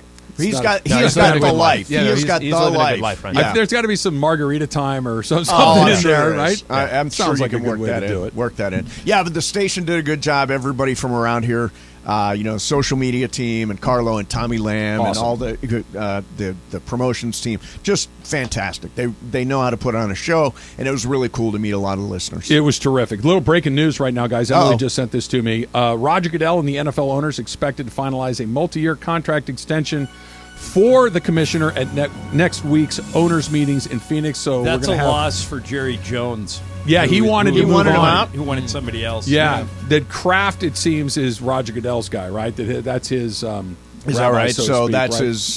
That's the guy that has his back more than the others. But Roger Goodell, was he making $45 million a year? At least that was the last time it got reported. Yeah. I think it was 44. That's a gig right there. Is that not the best gig in the world? You go up, you get booed at the draft, you collect your checks, and keep it moving. Yeah, right. It's not a Right. bad gig at all. And all the owners don't care if you get booed. They're just like, just take care of Yes. us. Well, That's he's fine. care of us, exactly. He's the meat shield, right? Just go out there and take all the slings and arrows from everything that comes along in the Yep. league, Yep. and pay me accordingly, and we're good to go. I saw a little bit of the baseball classic. I heard you talking about that, but Mace, I I became love it. like a total NCAA tournament zombie. You're an expert? yesterday. I not an expert by any stretch, but I watched Watch a lot of every games? single everything except True TV. I can't find that, but the rest of the channels I can find. I don't even know if What I is get your True platform? TV. Are you a Cox? Time Warner, Warner, I can help you Spectrum. with that. Spectrum. Yeah, I don't know where True TV is. I don't know how games ended up on True TV. Are you enjoying the World Baseball Classic? Yeah, I am. It's super fun. Yeah, I'm going to watch Mexico and Japan tonight. That should So be is fun. the winner of that play the U.S. in the final? Yes, Okay. and that's tomorrow, right? And the manager of the Japanese team was just quoted a minute ago saying that there is a not a 0% chance that Ohtani pitches in the championship if they get that. But out far. of the pen, Is he right? Out of the pitching pen. tonight? No, he's not Okay. pitching tonight. And Darvish, if the Japanese team Probably wins, go tomorrow. Darvish will start, and Ohtani is a possible out of the pen, How which would often be amazing. do they play it? Every 3 years. Okay, so 3 years ago the U.S. won it. 3 years ago was They didn't pandemic. play They it. didn't play it. Yeah. So 6 years So ago, they 6 played it. years ago was the last time they played it, and the Americans won. I went to the final one year In the San World Diego? No, the one wasn't there one at Dodger Stadium, or was it a prelim at Dodger I Stadium? don't I think remember. 6 I was years at a- ago. I think 6 years ago was here. I was at a Japan South Korea game, and I swear that was the final, and the environment was crazy. The environment in It's Miami terrific. was It's fantastic. just drums and banners and everybody Yeah. going crazy. It's been a terrific tournament and high level baseball for March, which is super unusual.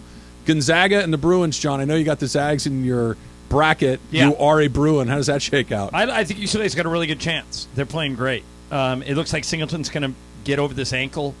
Who guards Drew Timmy? Nobody. Yeah. Yeah, that's the problem. Bergman, Dave, anybody guard Drew Timmy? Adem Kenneth Nuba, Okay, there you go. Mac Etienne. Yeah. You got to throw in some fake names to see if he bites. Like just throw John Cocktoaston. Yes, exactly. John Levinstein. John Babar. Yeah, but Austin Is there an Rives. Named Babar? he's just like, yep. Just throw it on. I'm in there. Yeah, I'm John in there. Cocktoaston Yeah, is Ted perfect. Underhill. Put it on the Underhill's bill.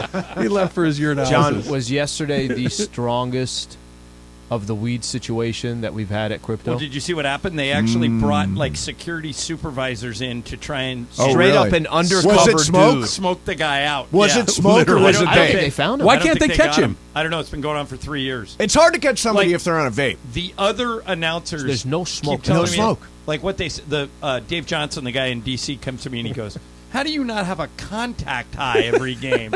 This is ridiculous." It's that bad. Oh yeah, it just and where Slee and I sit, it's like we're in a direct pathway of the weed guy wherever he is. He's a used ninja. to Is he in think- front of you or You're behind actually you? encouraging me to come to a game. I used to think they were in the suites behind us, but now I think they're in front of us, and that's where all the security guys were looking. It's hard in to front of bust us. somebody with a vape. But even a because there's vape makes just you a- have that cloud of just smoke. you can vape. vape. You can get away. It's not smoke. Mace, it's where were vape. you It dissipates quickly, but it is there. Yeah. I was Can in you account for your section- whereabouts? I was in section 111. Where were you? There How- was, by the way, there's the guy that I mentioned this to Trav. This guy's a ninja. Like Yeah. you can't find him, and you have all these security guards to our left that's looking. They're all looking in one Oh, section. it's awesome. And as the game is going, the guy's not sitting there for 4 or 5 minutes Yeah. looking.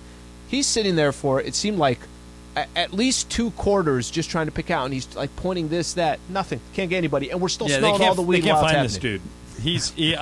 This He's is like, stealth. Yeah, they're like trying to catch Jesse James or something. they can't figure it out. It is pretty great.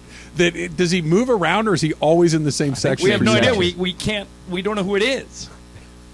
Mace? Maybe we can get. Where were you yesterday afternoon? Hey. What if it is a red coat? What if it's an Oh, inside job? Maybe job. we Inside get the job. Guy, we get the guy to call the show and, Under an anonymous name. and we Doesn't he can use matter. whatever name he wants, and it's kind of a game of advanced cat and mouse here. Yeah. How many MVP votes does Austin Reaves get now? He was amazing last night. He was Last great. night It he was great. chanting MVP. Yeah, they all don't over win the that game arena. without him. And, Nope. No. And the fact that they almost lost to Orlando Unreal. It's scary. means, they're not playing at the level they were 2 weeks ago, and these next 10 games it's a coin flip. I was so proud of you, John.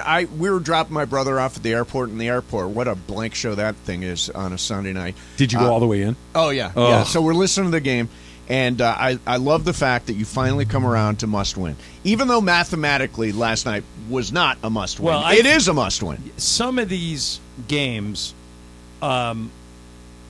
that the Lakers have lost, like, and I'm thinking about the Gonna haunt him. I heard Dallas game. I heard your Anthony Davis interview The afterwards, and he Houston referenced game. the Yeah. Philly game, the Yeah. Boston game where they should have had both Indiana. Boston games. They are operating on the razor's edge right now, like Phoenix Wednesday. Who wins that game? Who knows? Yeah. I mean, Coin flip. we were talking about it. Friday, OKC. Last time OKC was Same here, they thing. beat us. Same thing. If you told me the Lakers win both those games by 6, sure. You told me they lose both two of them by games 6. against Sure. Chicago after that. Chicago's rolling people now. I mean, I have no idea if they're going to They make it or brought not. the randomness right into it, right? Now, all of a sudden, one bad quarter, one bad night, one bad game, and it's the difference between being in and out. There was a minute there where I thought Orlando was going to win last night. Tied with what? A minute left, something along those lines. After these next 3 home games, 5 in a row on the road. Yeah, something like 7 of the last 10 are on the road. One's the Clippers, yeah. One's Clippers, yeah. 7 to 10 to end the season are road games, right? Other way around. 6 of the 10 are at Crypto. But 4 on the 5 road. and 5 as far as like home and away. I guess the Crypto one doesn't matter all that the much. Clipper game, if you're going to count the Clippers as a road game, it's 5 and 5. It's going to come right down to 6 and 4. It's going to come right down to that very last time. Super Crosstalk, powered by In-N-Out Burger. Congrats on your trophy. Thank you. Well earned. Let That's me what a throw hamburger's. it up against another wall. Get your Where hands is off it? mine. Not happening. Mason and Island coming up next.